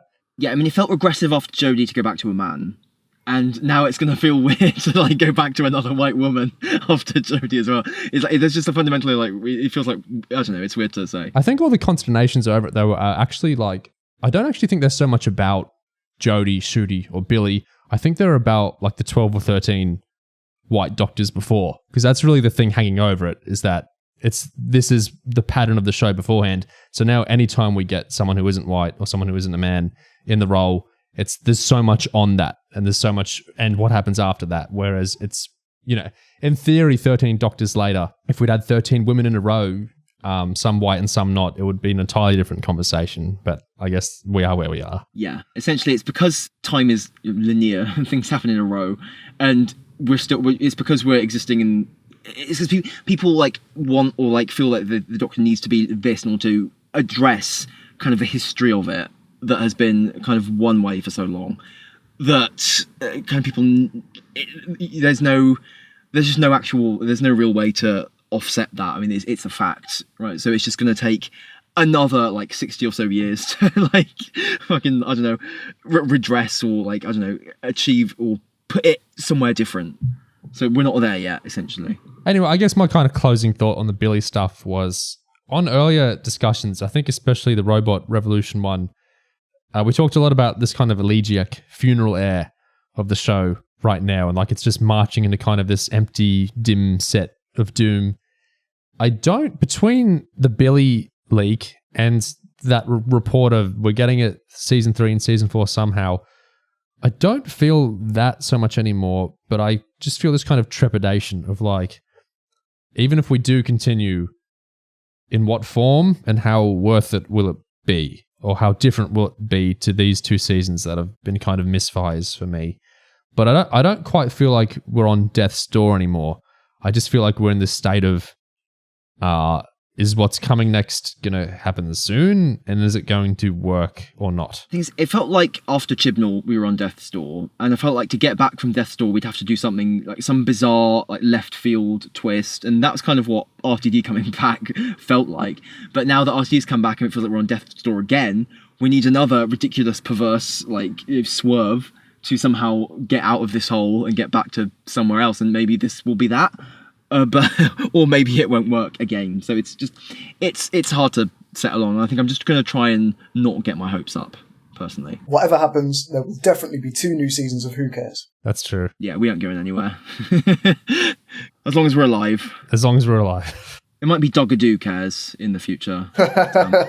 Someone will care about something. That closes us out for the Interstellar Song Contest and that kind of ending leak discussion on Omega and the finale and the 16th Doctor.